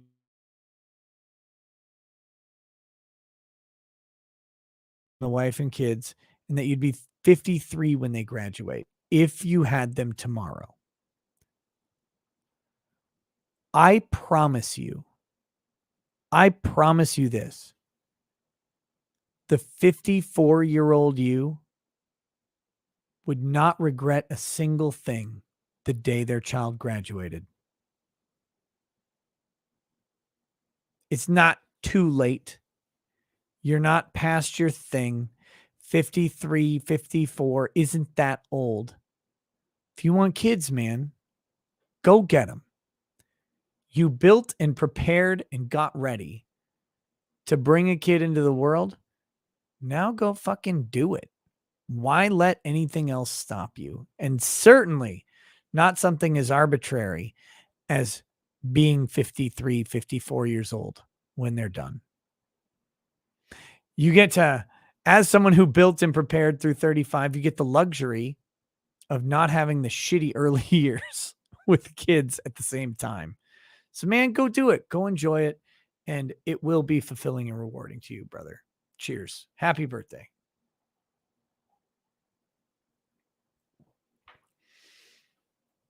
Matrix Tech says the attraction is that the wife is an artist and painting minis would be fun. It is fun. Unfortunately, our D&D group mostly lefties and they all moved on or moved or stopped meeting up after the coof set in. Plus the minis look nifty. Look, you will never feel more broke than when you're trying to build a Warhammer army. But the minis are great. If you're going to play, like pick the faction you care about. If you just want to paint, you don't even have to build whole armies. Just start buying some little models and start painting them. It's fun. Do it with your wife. I love Lady Raggets and I paint together sometimes, very rarely.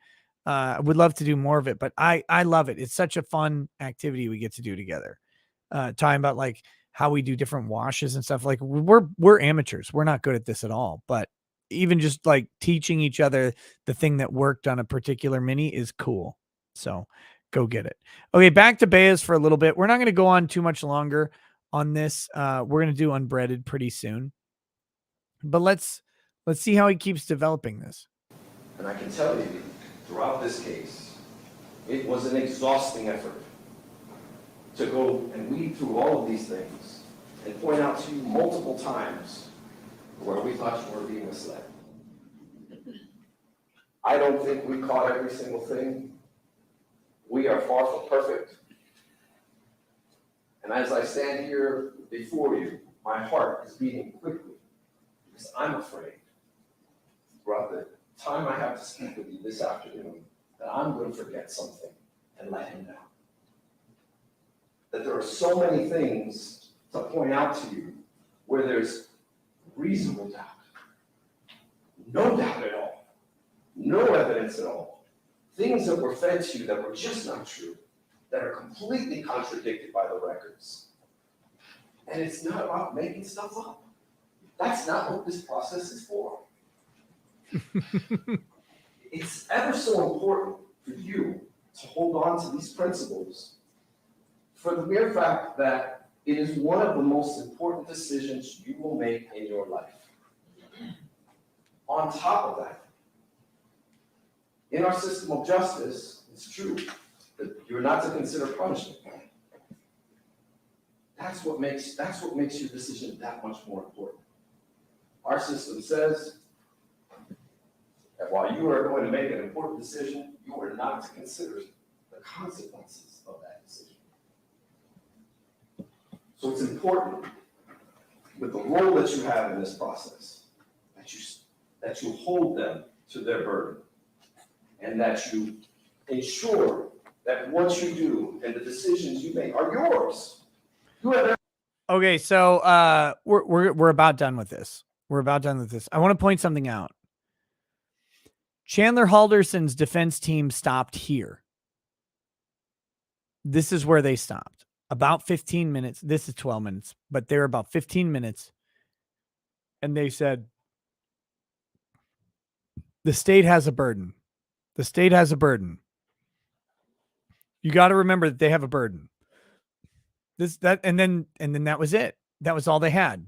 That was literally it. This man's going to go on for 3 more hours, right? We're not going to watch all that. This whole trial, everything about this trial is long. The OJ trial was months and months and months of time. So like, this isn't the longest trial by far, but this is not a short trial. And you've got this guy, you've got Baez here. And look, this man knows what he's doing. I know some people are like, oh, he talks too slow. He's lost me. Sure, fine. This jury has been sitting here doing nothing but this for the past several weeks. Every day they come in. Now he's talking to them. He's talking to them. He's been talking to someone else in the witness stand all week, every week, every day they come in. He's talking to someone on the witness stand. He's talking to this. He's talking to that. He's talking to that. Now he's talking to them. He's telling them about their burden. And this would not be good if it ended here. But the fact that he's going to go on for 3 hours and point together, he's got to build that fucking roadmap, right? Like with the little strings and the push pins all over the place. He has to build that for the jury. That's what's going to take so long. That's what he's doing. But right now he's teeing them up. He's like, and this is the trick. He's going to give them a whole lot more, but he's going to remind them up front and probably, I'm going to guess, at the end of what they need. And it's less than what I gave you. Every right to your convictions. And while you're supposed to, throughout the deliberation, listen to your fellow jurors, if it's your belief, you hold on to that. Because that is what we have all paid for. That's the sacrifice you made in front of the altar of freedom and all of those who came before you. And nothing could be more important than to remember that throughout this entire process. Now, I want to go through some of the instructions, and I don't want to take up too much of that time because there's just so much to cover with in such a short period of time. And this is incredibly important. Go through the fucking jury instructions. But some of the instructions that I think you'll utilize during your deliberations are these.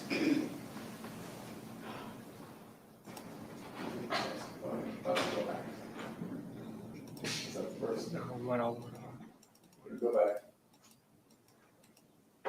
His little remote clicker never works. PowerPoints never work. They always break every time. It's a law of court. First, proof of motive. Now you heard a lot during jury selection that they don't have to prove motive, and that's true. But there's a portion in the instructions that are important, and that is proof of motive is not required, but the presence or absence of motive is one of the circumstances bearing upon purpose, which is the intent. I believe it was Aristotle who once said, Oh, shut up. Is done with an eye towards something else. Simply put, to understand the deed, you have to understand the motive. Why? Look at this fucking judge. Just look at him. This judge looks like he's been drinking for 9 straight days and rolled into court because he had to. If he didn't do it, he would be put in jail for contempt. Look at this judge. Oh my God.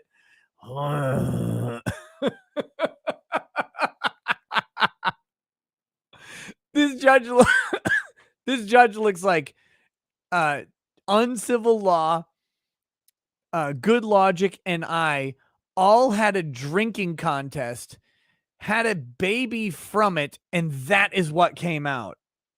Like, the amount of depression and alcohol poisoning in this face is off the fucking charts. Look at that guy. Whoa.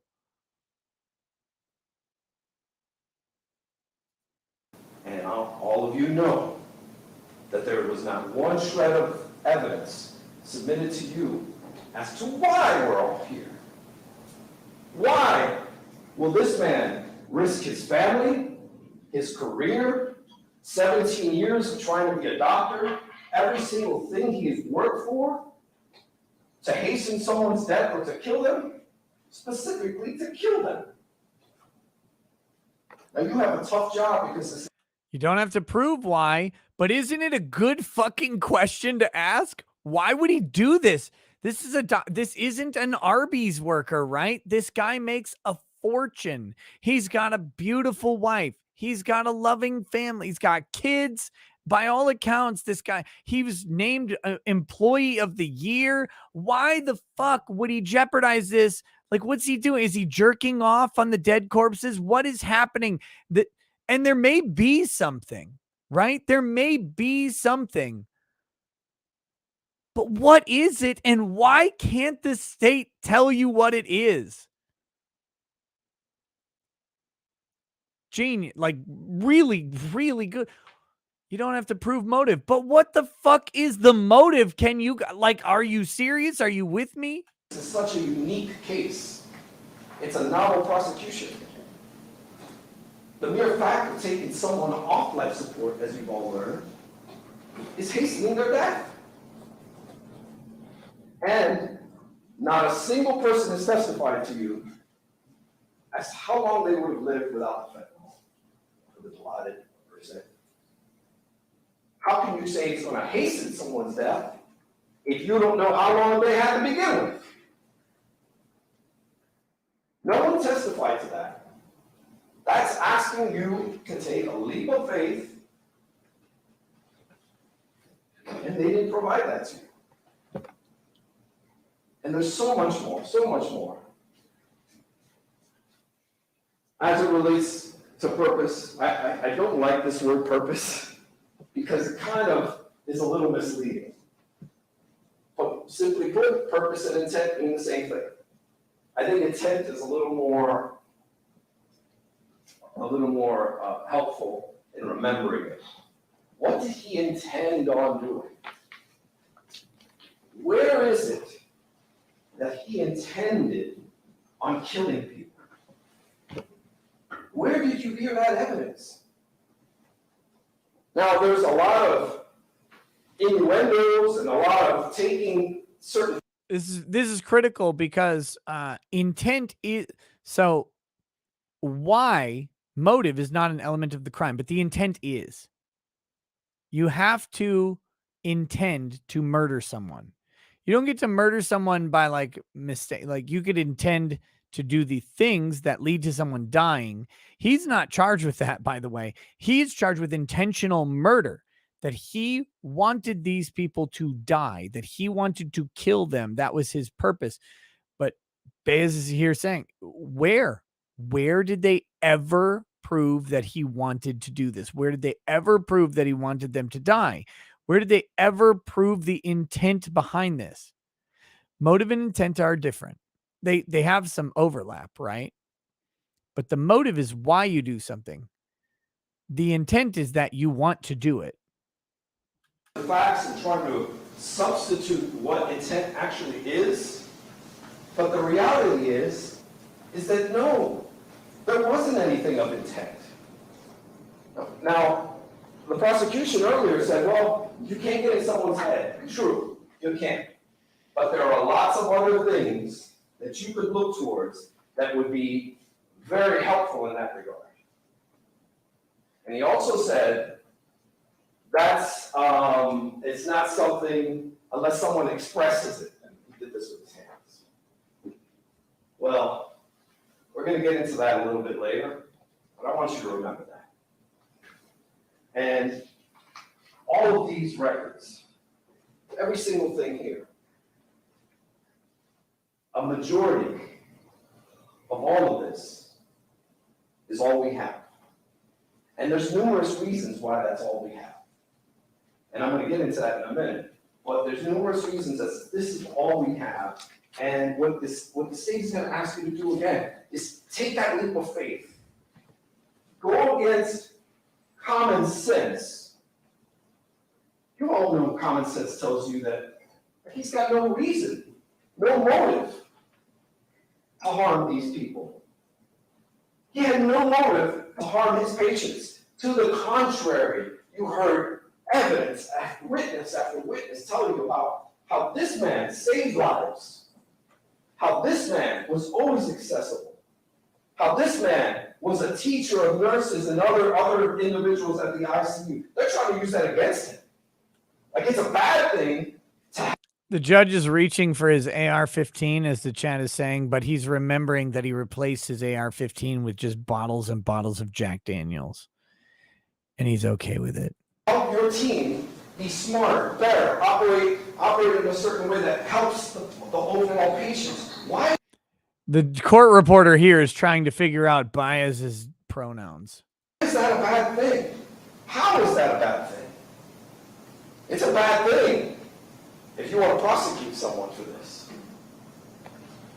It's a bad thing in every other context of a prosecution, but not in the reality for which we live in.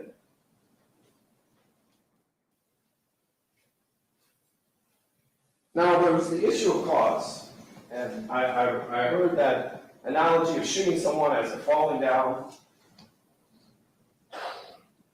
None of that is relevant here. But one part in the causation instruction says this. And cause is an essential element of the offense of murder. Cause is an act which in a natural and continuous sequence directly produces the death. But here's the kicker. And without which it would not have occurred. They didn't tell you how long these folks, or show you any evidence. In fact, every expert said, I can't tell you.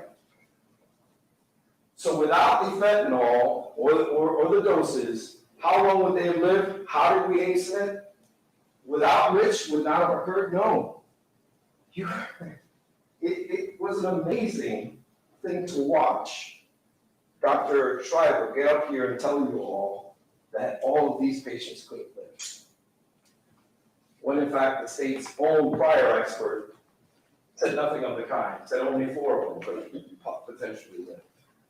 They're contradicting themselves. They can't even agree amongst themselves. So, Yeah. Okay, good. Point out that the state's witnesses are bad for the state. without a burden, we called Dr. Zivit. One of his most memorable quotes to me is, the easiest pain to bear is someone else's. Nothing to be true. I think that resonates with a lot of people, including doctors. And they wanted to argue to you that he was general in nature. And I think Dr. Zivit's testimony, I'm bringing him up first because it's the most recent. And I think it's important to just touch on this fact. Then I'm going to start at the beginning of this case and how it started. But Okay. yes, it's not our burden after 2 months of sitting here, day in and day out, and hearing how sick these folks were. 2 months. How many times they died. They died. How many things William Husel did to save them. You had heard it plenty of times. I guess I could have had him here for 2 days like Dr. Schreiber and gone through each and everything. But I know, I'm watching you and knowing that you're paying attention to the multiple times that they've done that. And here's the kicker. We put him up there. He told you he reviewed all of the medical records, including the dose amounts, and he found that they died from their diseases. And then it was open season. Oh, God. They could have did like we did with each and every doctor and cross-examined him on each and every single patient as to where he was wrong in his opinions. But it went unchallenged. His opinion went unchallenged and not cross-examined on one single patient. Not on one. That's great. That's a huge oversight. Like, again, I haven't watched this trial, but that is a huge oversight of the prosecution. If the defense brings in an expert and the expert testifies that every single patient would have lived or would have died anyway, and that his actions didn't accelerate the death, all of them, and they couldn't get on cross-examination. They could not attack a single one of them. That's terrible for the state. Terrible for the state. He told you that morphine and fentanyl are two different drugs, two different things. And this was important for you to know because there's been tons of evidence, misleading evidence, that's been submitted to you that it's equal to fentanyl. No, they're two different drugs. You heard Dr. Zivit tell you cannot give high doses of morphine. It's a natural opioid. Fentanyl is a synthetic one which was created to give higher doses. The only reason you would do the comparison is to determine someone's naive, their tolerance levels. And isn't it interesting that in 3 hours this morning, not one mention was made of any of the tolerance of these patients.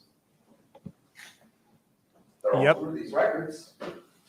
Both their home medications and the medications they received at the hospital, they're there. It's a critical part of this case, but that's not shared with you. That's not pointed out to you. And the fact that morphine is different than fentanyl went unchallenged. And then he explained the differences between an internal medicine doctor and an anesthesiologist. Okay, so this is really, really important. And this got lost on the George Floyd, Derek Chauvin thing or whatever. Yeah, and look, the Derek Chauvin case should never have been political, but it was politicized immediately and people drew battle lines. It's fine. It doesn't matter. Fentanyl, heroin, opiates, the tolerance level of opiates is critical to death from opiates. This is why so many celebrities die of heroin overdoses or whatever following treatment and then a relapse, because your opiate addictions, they spike. You get very, very tolerant of opiates very, very quickly, and you need more and more of the opiate to satisfy the high, to generate the high that you're used to. And you need more and more as that goes, and you take more and you take more and you take more. And as long as you're consistently taking them, it actually builds up and your body is good with it. But then the risk comes when you quit and you take time off from the constant opiate usage, and your tolerance drops rather quickly with opiates. And so then when you go back, when someone relapses after a couple months, 6 months of being clean, and they take their dose that they were taking when they were done, because that's what they remember. Oh, I took this much opium. Now I'm going to take it again, or fentanyl or whatever. They take it again. That's what kills them. It's because your body is very, very bad at maintaining that level of necessity of opium that you had before. It's starting to heal really quickly. And for whatever reason, opiates are terrible at this. Terrible, terrible drug for this. And you'll find like Scott Weiland, Stone Temple Pilots, right? He was clean after number 4 and during Shangri-La-Di-Da, which, by the way, Shangri-La-Di-Da was a little bit shitty, because except for Atlanta, which is a great song, but just kind of shitty. In regards to their other albums, he was sober and then he relapsed. Boom, dead. Sublime, Bradley Nowell tries to get clean. Boom, dead, relapse, done. These guys, this happens with regularity. You can take massive amounts of fentanyl if you've been pumping fentanyl into your body. These patients of Husel, okay, these patients are taking massive amounts of fentanyl. They're terminal. They have chronic pain. They have lifetime pain. They have endless pain. Their life is defined by the moments between pain. Imagine if that's you. Some of you, look, I've talked to a bunch of people in the chat. Some of you, this is you. But for those of you who are physically healthy, we're not talking about mental pain. This isn't an emo band. Fuck off.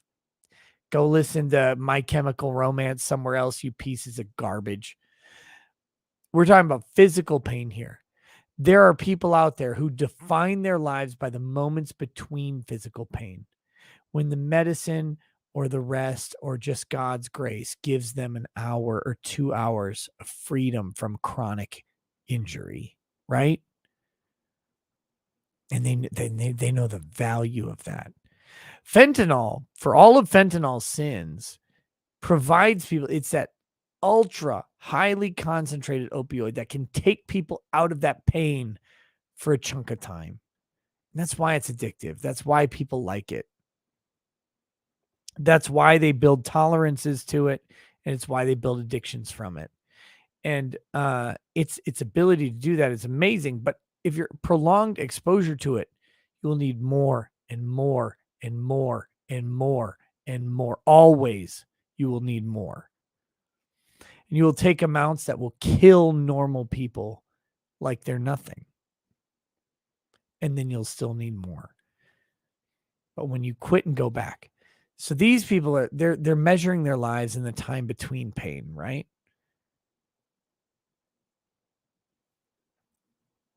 The amount of fentanyl you would have to give to murder these people is off the fucking charts. It's crazy amounts of fentanyl. But the amount of fentanyl you can give to provide comfort to them while they die from their disease is different. And he said, notice you didn't hear about the tolerances. You didn't hear testimony about this. You did not hear about their pain. You did not hear about, because they don't want you to. Again, this guy's going to go on for another 2.5 hours. It's obviously going to be good. It's well researched. It's well done. Husel got the best representation he could. I don't know if he's going to get off. I think he should. I think he should be not guilty based on what I've seen of this case, which is not enough to make an educated decision. But what I've seen of this case is a guy stuck in a failing hospital trying to provide the best care that he can to people who are terminal and dying. And then the hospital in a bad spot trying to pin negative public information on this guy. And that is documented in email. And once you tell me that, I'm on his side. I'm on his side. Show me where he was the bad guy, not the hospital. Fuck the hospital.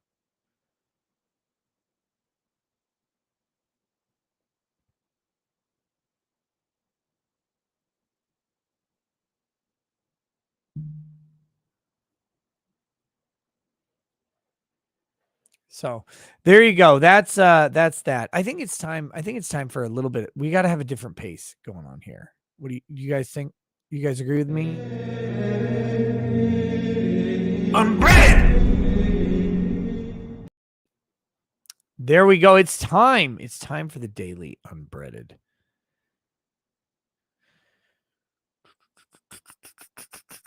What are we going to get today? What are we going to get today? What are we going to get today? What are we going to get today? 329. Oh my goodness. 329. Remember, this is the ballad of Matthew Harris. Matthew Harris, the UCLA philosophy professor who sent a manifesto, 803-page manifesto to the philosophy department at UCLA. He also sent them all some emails saying he was going to murder them with a gun that he had just bought. When I do this, we read one page randomly selected of the 803 out of context. We don't care what comes before. We don't care what comes after. We read the one page and we read the PDF file page. So in this case, 329 out of 803. There are not 803 full pages of this text. So it'll actually be labeled 328, but it is 329 up here and in our hearts. All right, we're going to read this. Remember, these are definitely 100% my words and no one else's. Thought was his woman, blood cancer. So he must be made to be punished. He must be made to suffer for what he has done. What he's done. He owes Binger more than he can afford, but he won't even help Binger get home. Those are words of war. He tells Binger as if Binger isn't worthy of anything he wants. He holds Binger back and talks down Binger as if Binger isn't worth fuck you of anything he wants. What the fuck do you know? As if Binger isn't worthy of anything. A bitch who drives. So they try to hold Binger back. A bitch who drives for delivery apps. Binger couldn't get any help. Binger couldn't get help. They told Binger to pick a better disguise. Binger music was different back in the 50s, 60s, 40s, because it was obviously Binger music. There were no Blinks trying to steal Binger music until very recently. Once Michael died, the Gooks and the Blinks suddenly tried, and now they're everywhere trying to steal Binger music. Put an end to that shit before we forget. That's not what Binger accept. Put an end to it.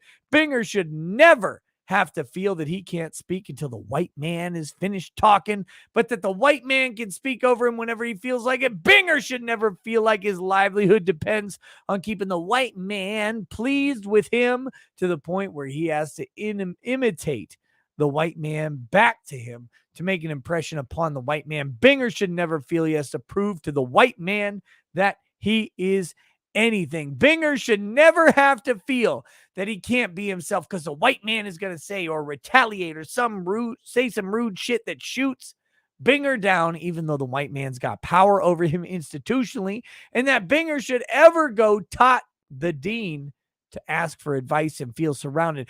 Binger should never feel shot down when goes to the dean for advice. Binger gets shouted at with volume, full volume, way they never speak to no white man, never speak to none of the white students. Binger gets Owen shouted at loud volumes. Binger gets shouted at full volume like fuck you, like he's just some porch monkey, like he's just some fuck you, like he's just some tabby fuck you. Binger gets shouted at like he's not someone to get fucked with. Fuck you. Oh, Bess, didn't think I remember you. Oh, didn't think I'd fire back. Oh, didn't think I could do what you do. Fuck you. Never say, fuck you. Die in the bathroom. There was a time when Binger music was Binger music and white people were like the joke version of it. There was time when white people knew they place and weren't overstepping in Binger music. There was time when Binger was Binger and there was a distance. There was shit over there. That's just what white people was doing. Oh, the faggot moment. Yes, that's a white man thing. Was a time when certain shit was what white men was doing, and also a time when some shit was just what Binger was doing. Binger, did they own trends? Wasn't no gooks copying. It was just, oh, that's what Binger was on. They run in a separate race. Now Binger is trying to do everything the white man does backwards. So even as the white man leaves, shut the fuck up. Even as the white man goes out of existence, Binger is still trying to copy that. Well, fuck that. Kill that shit. Even as the white man leaves, shut the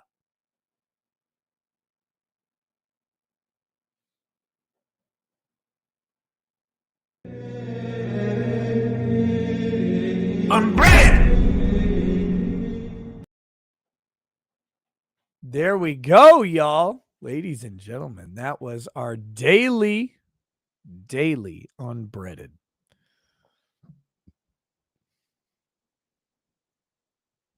I always hope you guys enjoy these because they're so fucking ridiculous. I love them.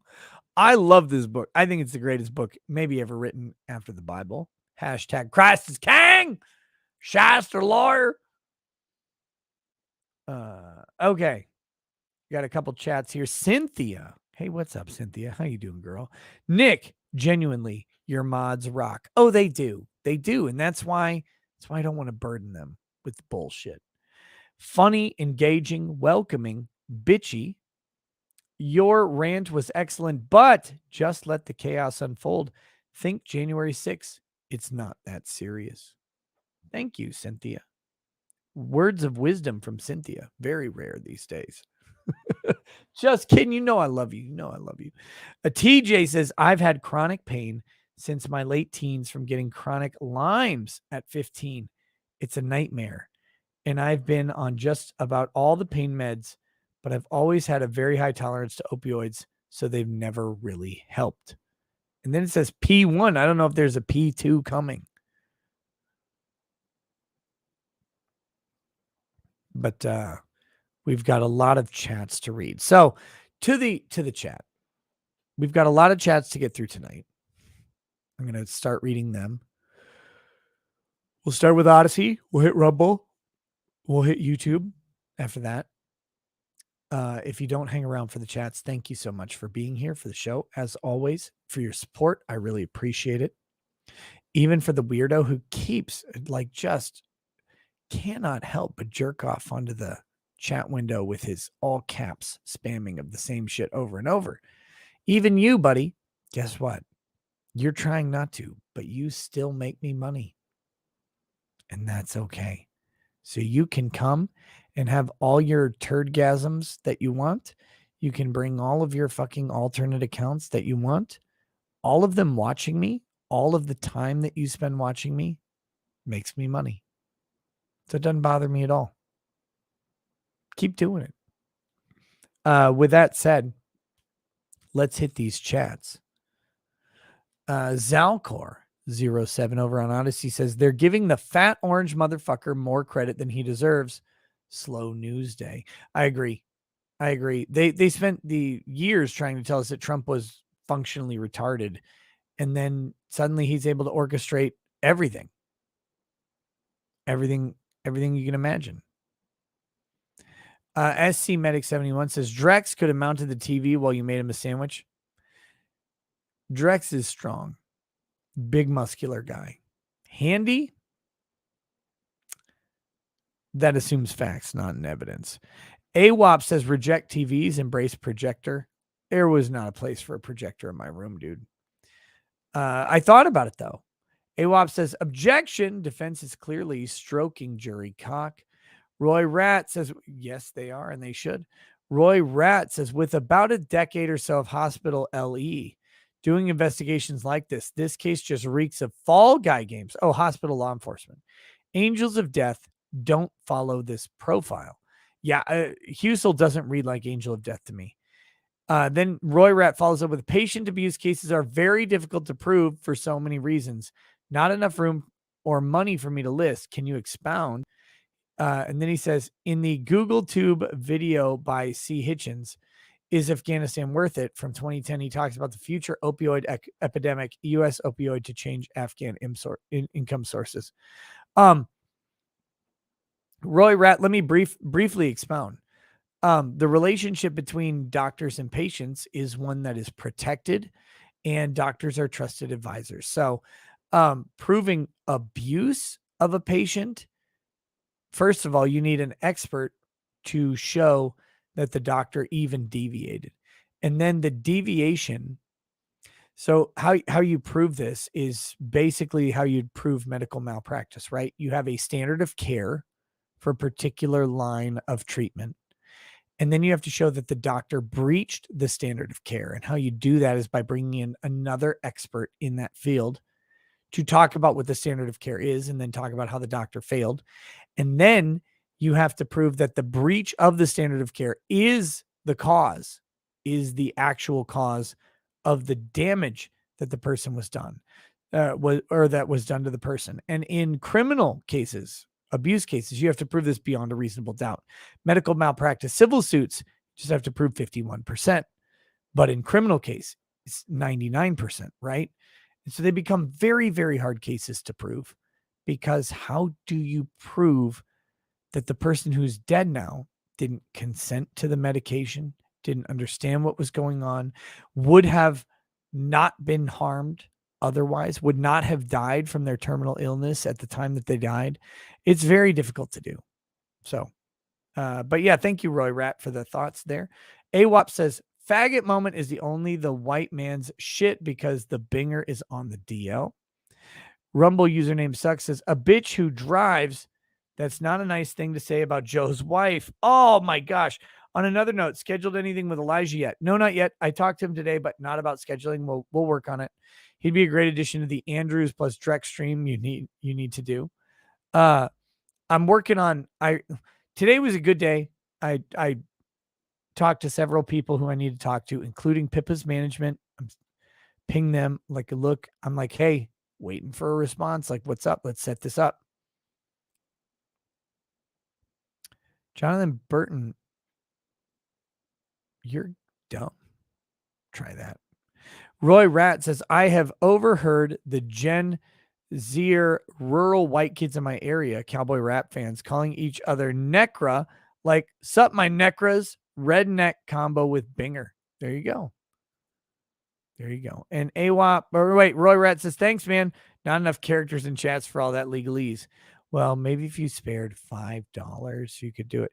AWOP says, I got an ultra short throw. Sits 3 feet from the wall, projecting 69 inches of Nick right now.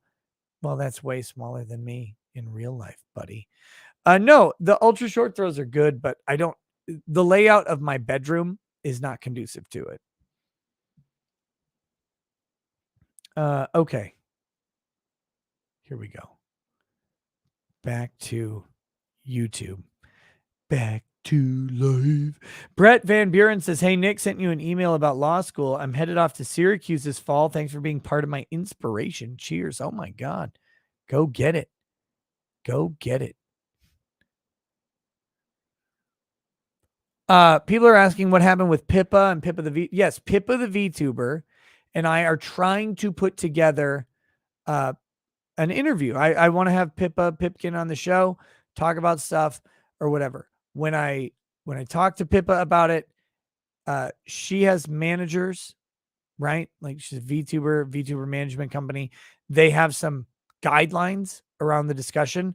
I'm fine with just let me know what I can and can't talk about. I don't really care, whatever, because I know they've got a brain to manage whatever. I'm fine with it. And I've been trying to get that finalized so I can do the interview. So yes, want to talk to Pippa Pipkin. Happy to do so. Just need to finalize the chat with her management. And I'm trying to do it. People keep asking me like, when's the Pippa show? When's the Pippa show? When's the Pippa show? When's the Pippa show? Believe me, the second I can schedule it, I will. I would schedule it tomorrow if I could.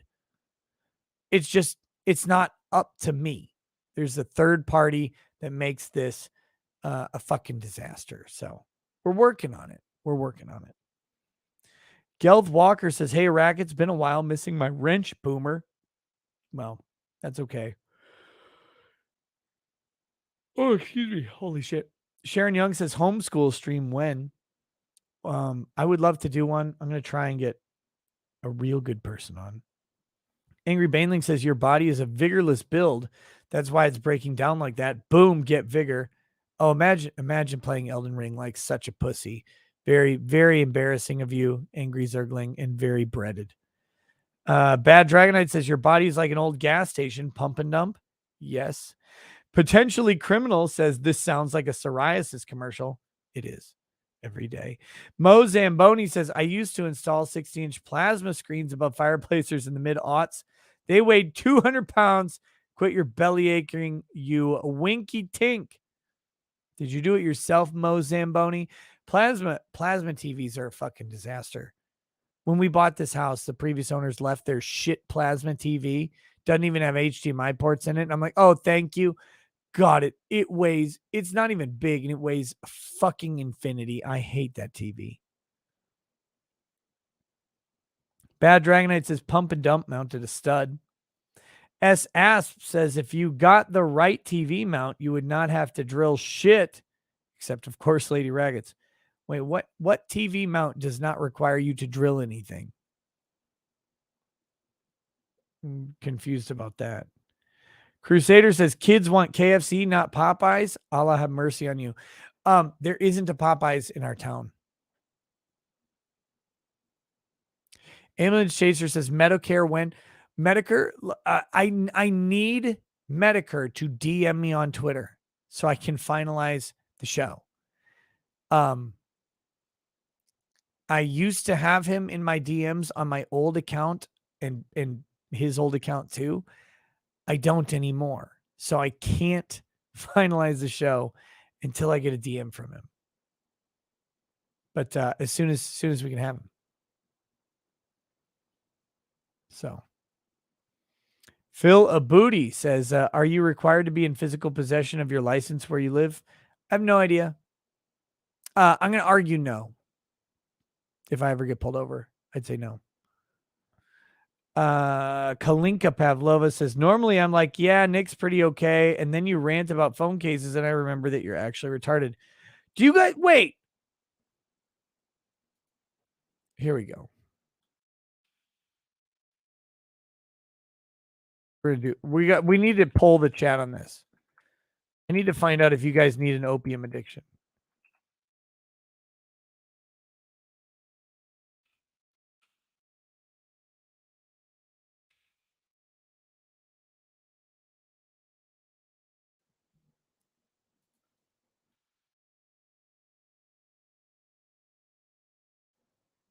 It's not letting me ask if.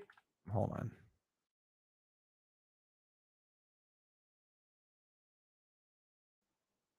There we go. Is the poll up? There it is. I had to do some creative wording on the poll because for some reason it just didn't let me do it. Tell me what you think, chat. These results are not encouraging at all at the start. The question is, are cell phone cases good or retarded? I mean, I don't know why anyone would think a cell phone case is a good thing. They're fucking trash. I hate them. Ann B. Feinstein says, as a wheelchair user, my pockets are not accessible. Eric Winberg says, bigot, I take my phone with me with my wallet. Me too. Angry Baneling says, fine, I'm going to go buy my own 3090 Ti to unbox. Do it. Do it. Why didn't you?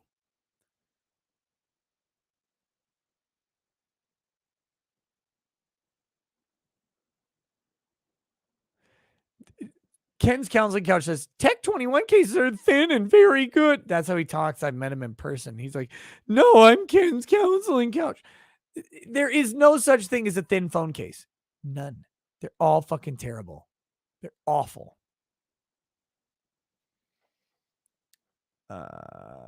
Contrarian 420 says, charity events, Kevin Costner, new suits, armoire. That means you're gay. Like I've been doing charity events for years and years and years, and I will do them for years to continue. Seagoody says, I've broken way too many phones to not have a case. Maybe that's your problem. Waterproof is also a plus. These cases aren't waterproof. Your phones are like IPv4 rated or whatever already. Also, I don't have bitch hands. Went too big, went too heavy. It's not the hands. I'm bigger than you, Seagoody.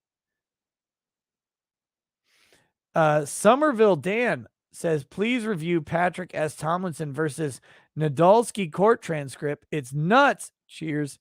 Dan, let me see. I'll see if I can find it. I'm not going to do it tonight, but that sounds good.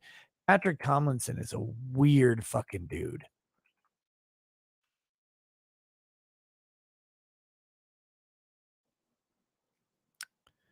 Oh, hey, there you are. You've got it on your podcast. I'll see if I can find it. Thank you. Thank you for that. I've got it saved on my computer now.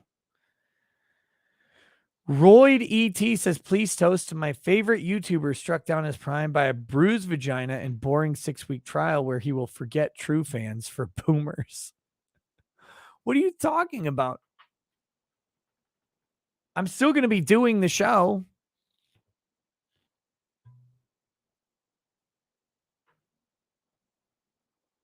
Okay, here we go.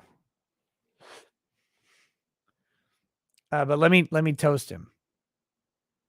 Or let me toast the YouTuber for you. To Legal Bites, your favorite YouTuber, who will be abandoning their regular show to do the Johnny Depp Amber Heard coverage, and to Royd ET, who will be watching every minute of Legal Bites content, wishing that it was the normal stuff, not the Johnny Depp.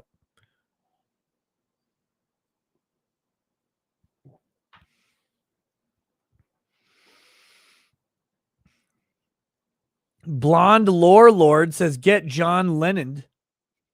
Dr. Frost says, all mods play the bedroom flute. True.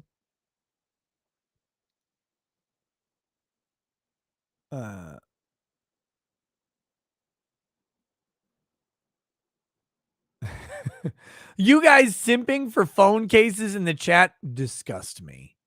Disgust me. I hope there is a second Auschwitz just for you. Pastor Flash says, if you remove mods, who's going to post links to things like Tug's Hunt for the Littlest Umbrella? Only a couple hours left. That's one of the dilemmas with removing the mods. It is. Contrarian 420 says, I'll pay you $5 per yeeted mod, Rackets. Do it. Ulash wants his Nick. How do I make everything worse? Answer, put Soder in charge of it. If people are pissed at Soder. I still don't even understand what was going on with Soder, but I have to talk to him about it with the Discord shit. Again, this is the problem eternally. No one's ever fucking happy about anything. And so I hate everything. Joe's Atmosphere says, watching on my night off playing PS5. Toast to you. Jack Daniels washed down with Corona Lime. Thanks for the laughs, bro. Hey, thanks, Joe's Atmosphere. Have fun doing whatever you're doing. Eric Miller says, Ricada, who's going to forget their pants? Also, Ricada, idiot Hunter Biden forgot his laptop. No, I'm telling you.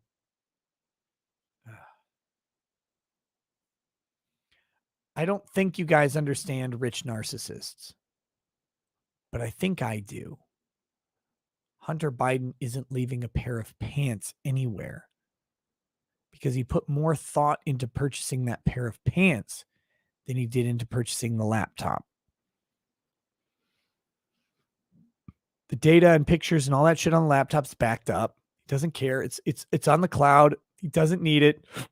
The laptop cost him $1,200. His suit probably cost $5,000-$6,000.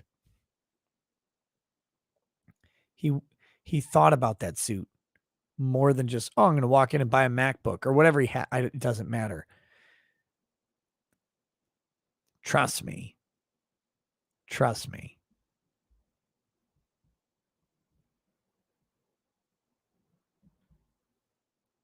These people care more about an article of clothing than an electronic thing. You guys are all normal internet people. So you're like, I can never fathom forgetting my phone or tablet or whatever or computer, heaven forbid, at a repair shop because I need that thing to do my stuff because I'm a normal person who needs this. I really don't want to go out and buy like another $1,200 thing to replace this thing that I need to do every day. Hunter Biden doesn't care about any of that. His job with Burisma is fake. He just makes a shitload of money to not exist. He can send his emails from anywhere. That laptop doesn't matter. He's got 10 other points of access for every laptop that he loses. But a good pair of pants that are tailored to him, that are the right kind of material, never would he forget that shit. Never. No way. Rob Price says, Nick, I sent you a video to your email. Why would you do that? If you can do that, then call yourself talented. Also, check your Twitter DMs. I sent you a creative filter pic with a Snapchat filter. Hunter Biden's crack pipe says, first time I watched something on a 4K HDR TV, it was Die Hard. That explosion with Atmos, 1,000 nits, damn near creamed myself. I've reached the top of the mountain, and it is good.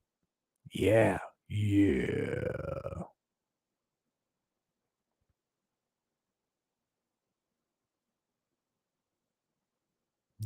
Matthew Lemon says, do you still do movie watch streams?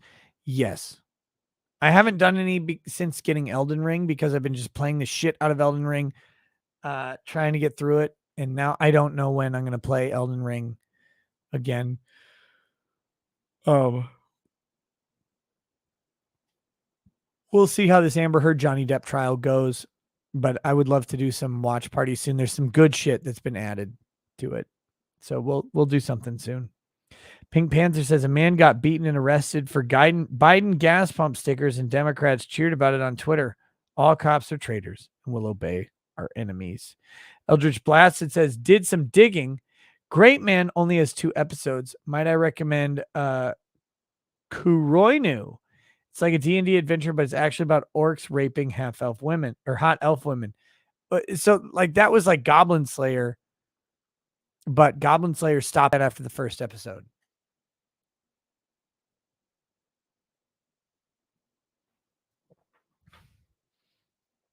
Oscar Redux. I don't think I've got the Moonveil Katana, and even when I do, I won't use it because I use hammers. Corrections 101 says, "Can I get a toast?" Yesterday at the jail, there was an incident between two maps where I got to fuck them up. It was glorious.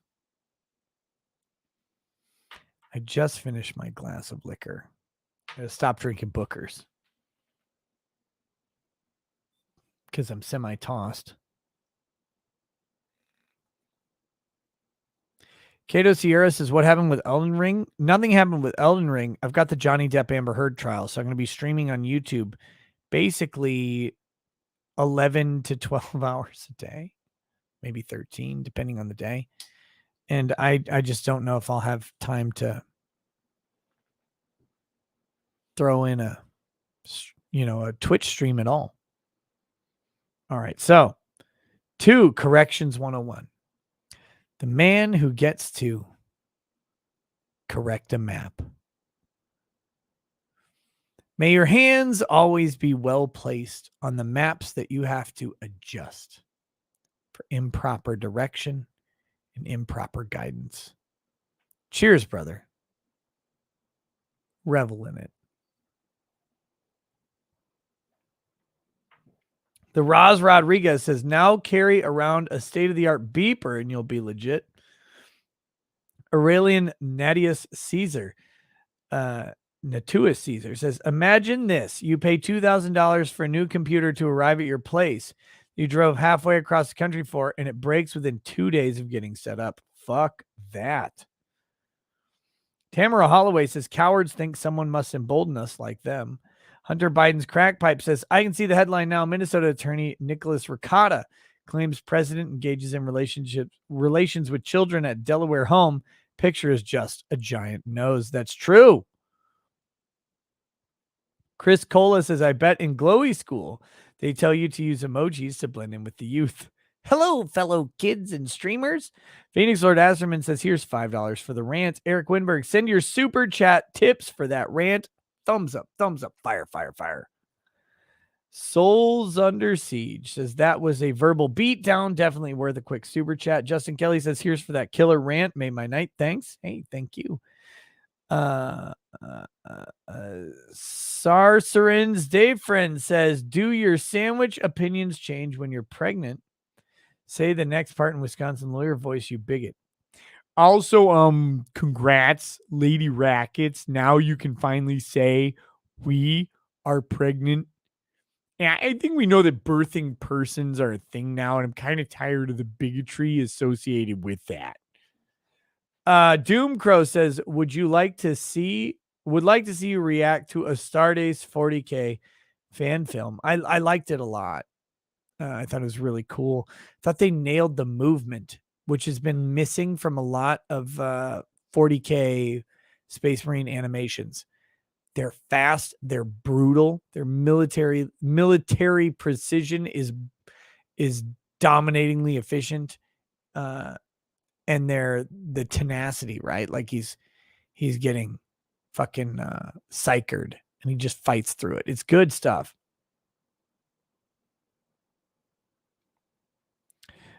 Wayward Culture says, "Following since Rittenhouse trial, good stuff." Hey, thank you, Wayward Culture.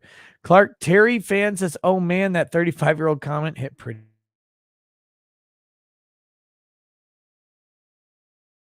loan with interest, indebted."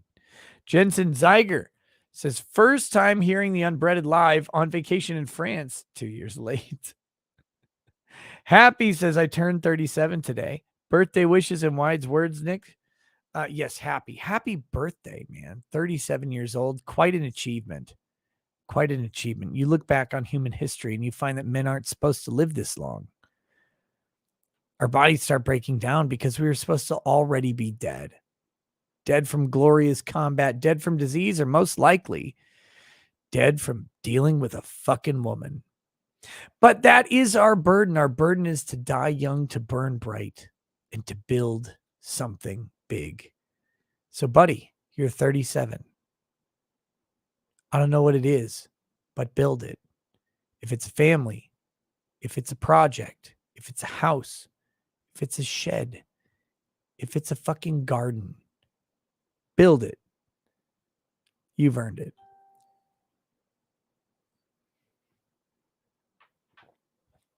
C Goody says check Discord when you can be after the show. CL Hunter says add more muscle in your noodle arms, Nick. Lol. Also, I think I know why the spammer uses emojis. They got the same advice like Ron Soye to control their emotions. Great. Very true. Crusader says no Popeyes in town. Allah give you strength. Cave Kingdom says reminder you promised us a stream at the Pump and Munch. # building. Buildings have health insurance. I need to go back to the cities with some time. Neil 913 says my phone case saved my phone when I was in a car wreck in August. C Goody says case is IPv7, can submerge 20 feet for up to an hour. You do that often? You 20 feet down for an hour and your phone, that doing pretty normal thing for your phone to do? Mr. Bentham says my case charges my phone. It's still gay though. Correct. All cases are gay. Kyan Rennell says shout out to the chat MVP Jonathan Burton. Deg says taking a stand against phone cases is such a good play. The only way their arguments are heard is through super chat. You are the one true Grift King. Sword and Scale says, you're very bad at getting back to people. You are very bad, man. Fuck. Oh, shit. I will text you right after the show, Mike. I am so sorry. C Goody says, obligatory request to ban the fucktard again. Nah, he's fine. He's fine. Finally, Roy Rat says, I picked up an Ulefone off of Amazon with endoscope for my mechanicking and FLIR, super rugged, waterproof, also heavy, and no bloatware. Never heard of that. Probably a fiction. AWAP says, simping for mods. Gross. Roy Rat says, I finally broke down and bought a PS4 last year and then remembered why it was worth the effort to drive through winter hell to get my PS3. I admit my gamer fuddism. I do not ask forgiveness, nor will you be granted any. Okay. That's it, guys.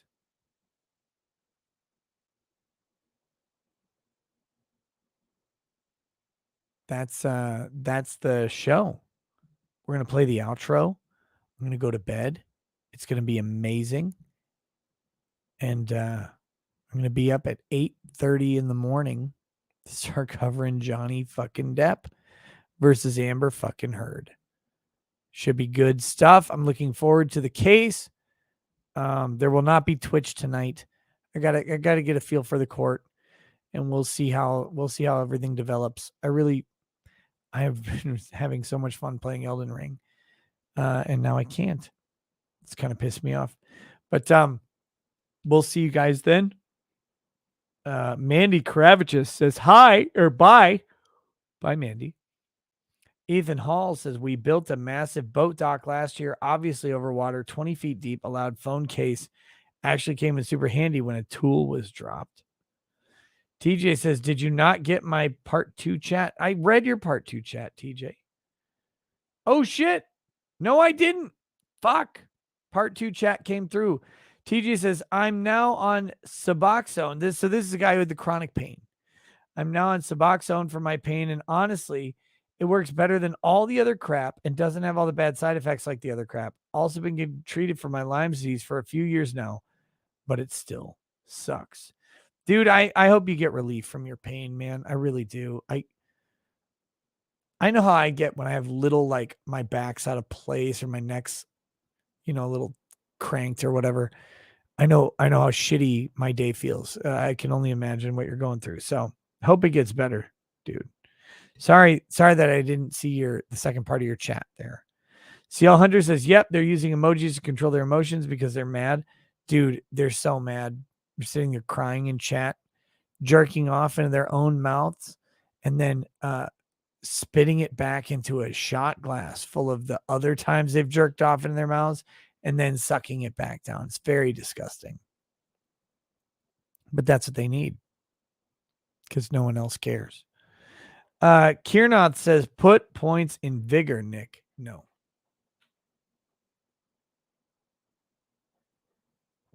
Logan, Tug is going to join me tomorrow. I don't know how often he's going to join me in general. He will join me tomorrow for opening arguments. All right, guys. That's the show. Love you all. See you soon. Have a good night. I'm going to go to bed. Peace. Peace.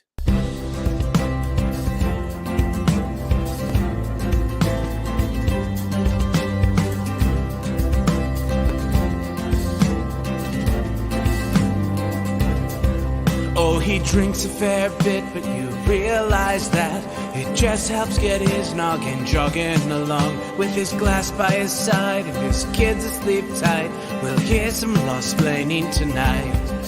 With his microphone muted, we'll laugh at this boomer until he explains it's all part of the plan. Watch his face become redder as he becomes meta, raging at idiots from Twitter and Erlang. From the white shores of Maine to the hills of Glenlivet, there's no one who explains the law better than Nick. So pour out a glass for the ones who have passed to make the law what we have now.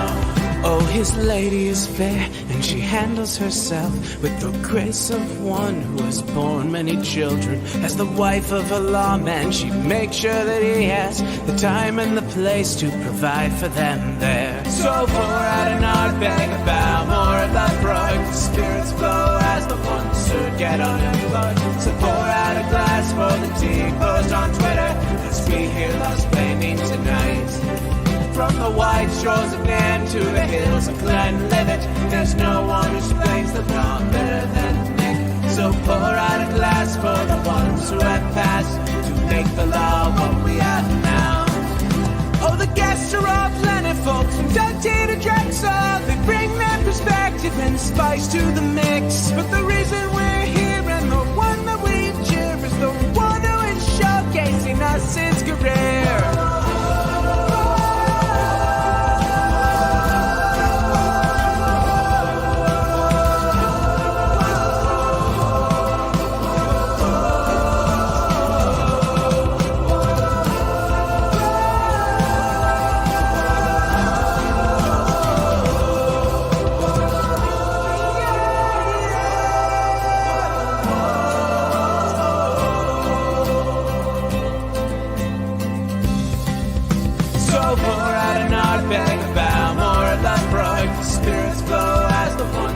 Get unemployed. So pour out a glass for the tea post on Twitter as we hear lost blaming tonight. From the white shores of Nairn to the hills of Glenlivet, there's no one who explains the law better than Nick. So pour out a glass for the ones who have passed to make the law what we have now.